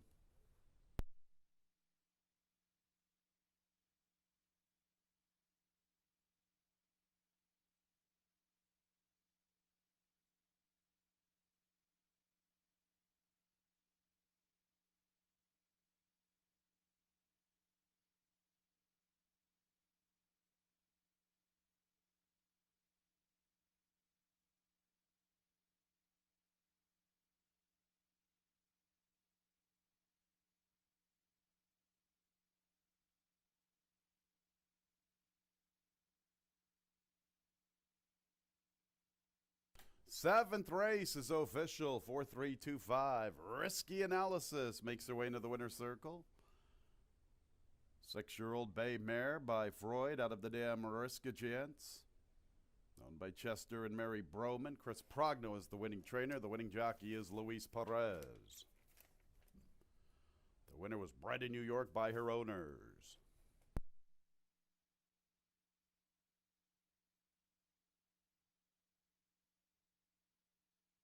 Exacto $11.80, trifecta $7.05, a 6-4 double, $6.50, 7-6-4 pick 3, $8.25, and the dollar super 4-3-2-5, $30.50. One more race on the Wednesday card, the 8th and final, the nightcap, number 1 in the zone, 1 pound over, number 3 K&G, 2 pounds over the weight. And number 5, Production Credit, make the jockey Samuel Cardona. The nightcap in 25 minutes at 4:35.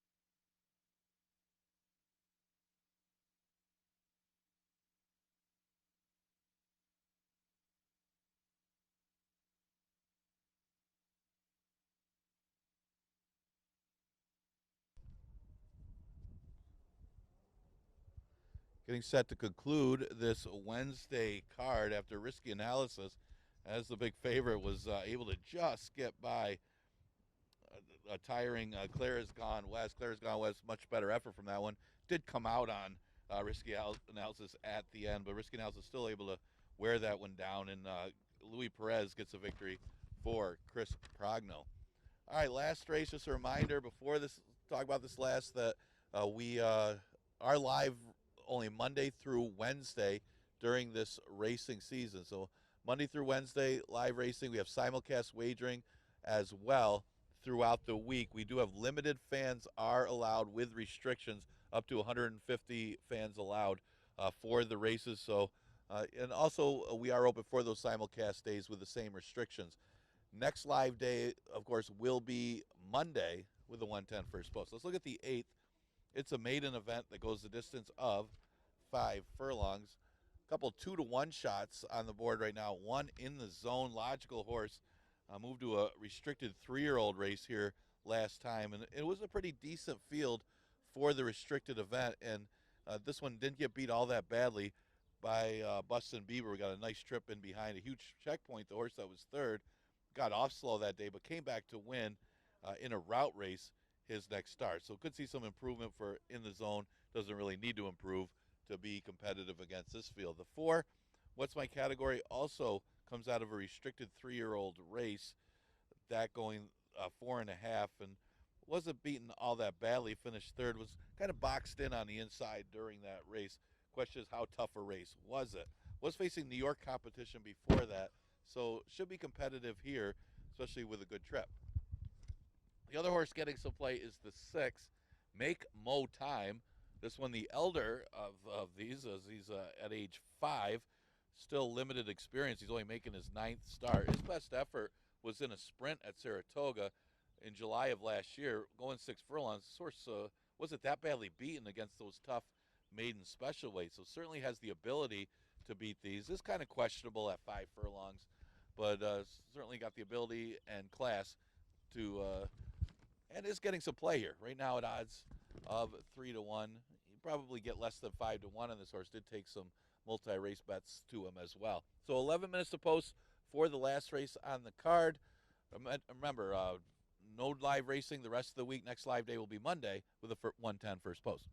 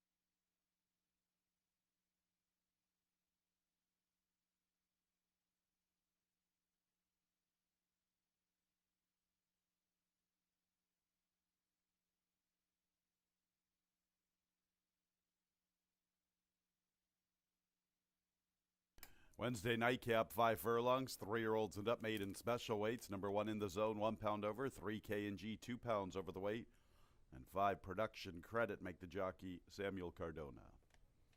6 minutes until the nightcap.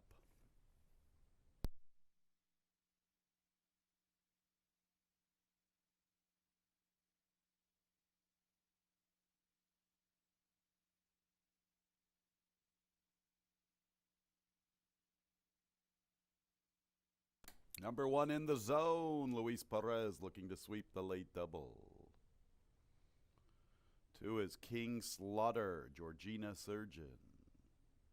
3 K&G with Rudy Ignacio. 4, what's my category? Tammy Permarini, current favorite at 2-1. 5 is production credit.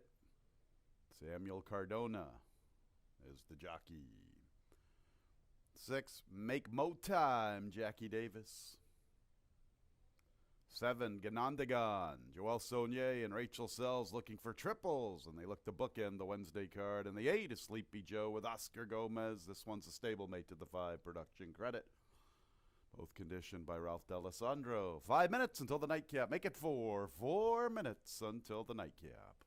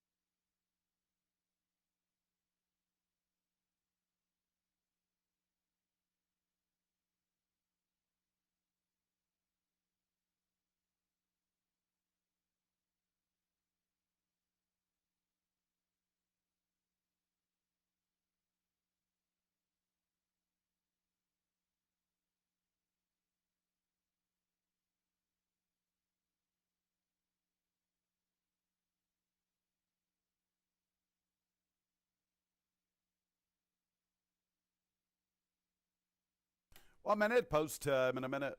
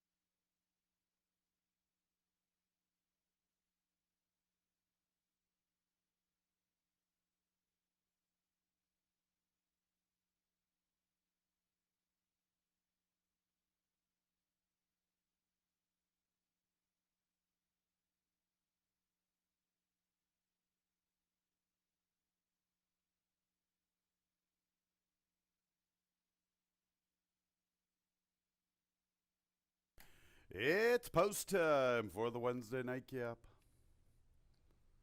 Number 4, what's my category at 2-1? 6, make mo time also a 2-1. The one in the zone is 2-1. Now the 4, what's my categories up to 5-2. Our current favorite is the 6, make mo time.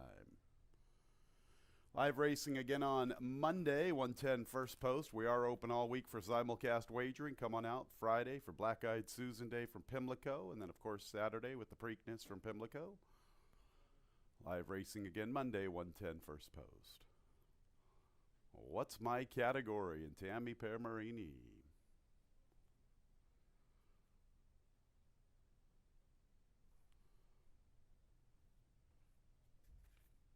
Next will be the big boy, make mo time, Jackie Davis. There's production credit. 1 of 2 for Ralphie D, stablemate to Sleepy Joe from the outside. In the meantime, one of them's acting up along the inside.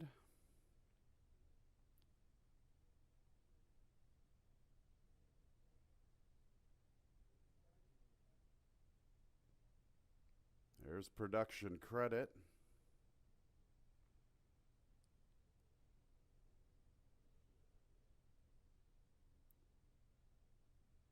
Backing the 2, King Slaughter out of his respective post.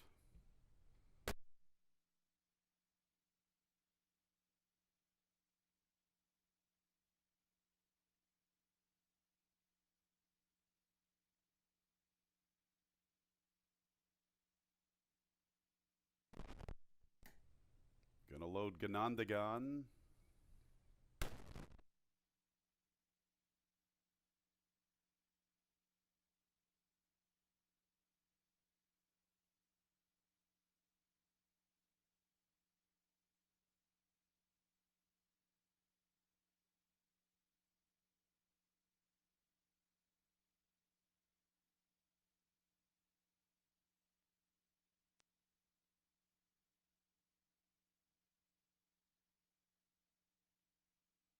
There's Sleepy Joe to the outside.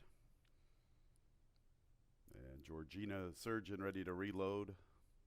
Ready to remount on King Slaughter.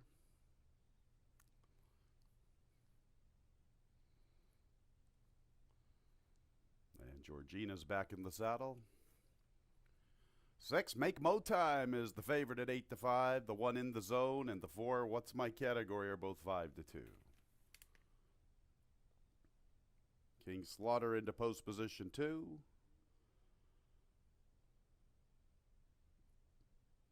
Ready for the nightcap.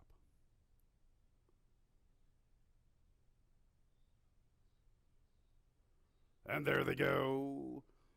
In the zone and Ganondagon begin the best. They share the top spot. Make mo time is 3rd outside of production credit. What's my category joins them. 1 from the rail. King Slaughter vying for that 3rd spot along the rail. The last 2 are Sleepy Joe and K&G. Ganondagon from the outside, in the zone from the rail. Make mo time strides into 3rd. What's my categories in the 2 path. King Slaughter's in a tight spot along the rail. King Slaughter needs to put on the brakes. Sleepy Joe is striding into the 6th spot from the far outside. 6 off the pace, covering K&G. And production credits at the back. They turn for home. Make mo time's making his move to the outside of Ganondagon in the zone from the rail. Make mo time and Jackie Davis up to the front. In the zone tries to fight on. Ganondagon gives way. It's make mo time with a narrow lead at the 16th. Make mo time in the zone from the rail. Make mo time. 700 career victories for Jackie Davis. Make mo time from in the zone. Further back, what's my category? And Ganondagon.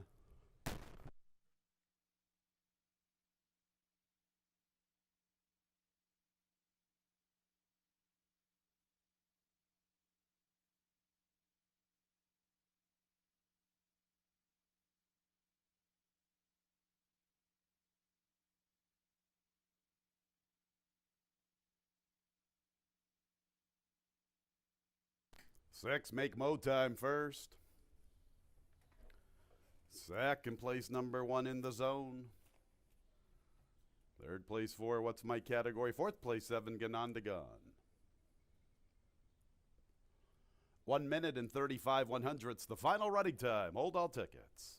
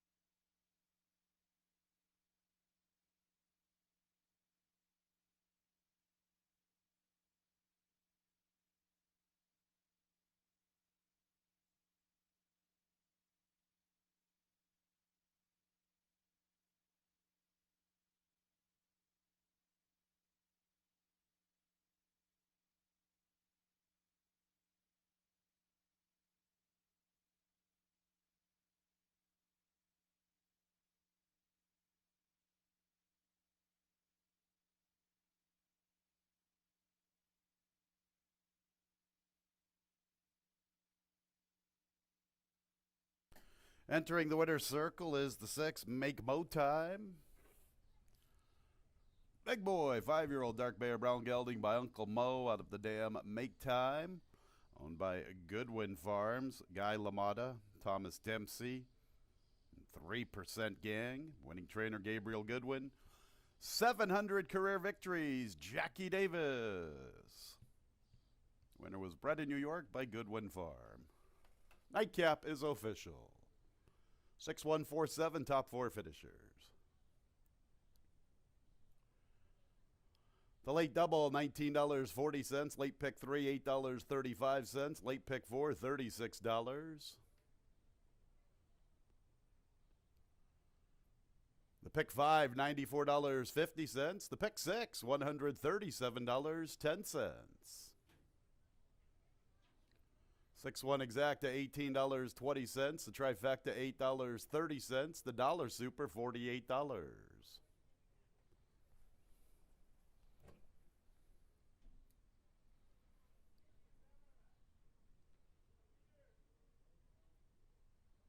Pick 6 carryover into Monday, $8,482.76. $8,482.76. Our pick 6 carryover into the Monday card.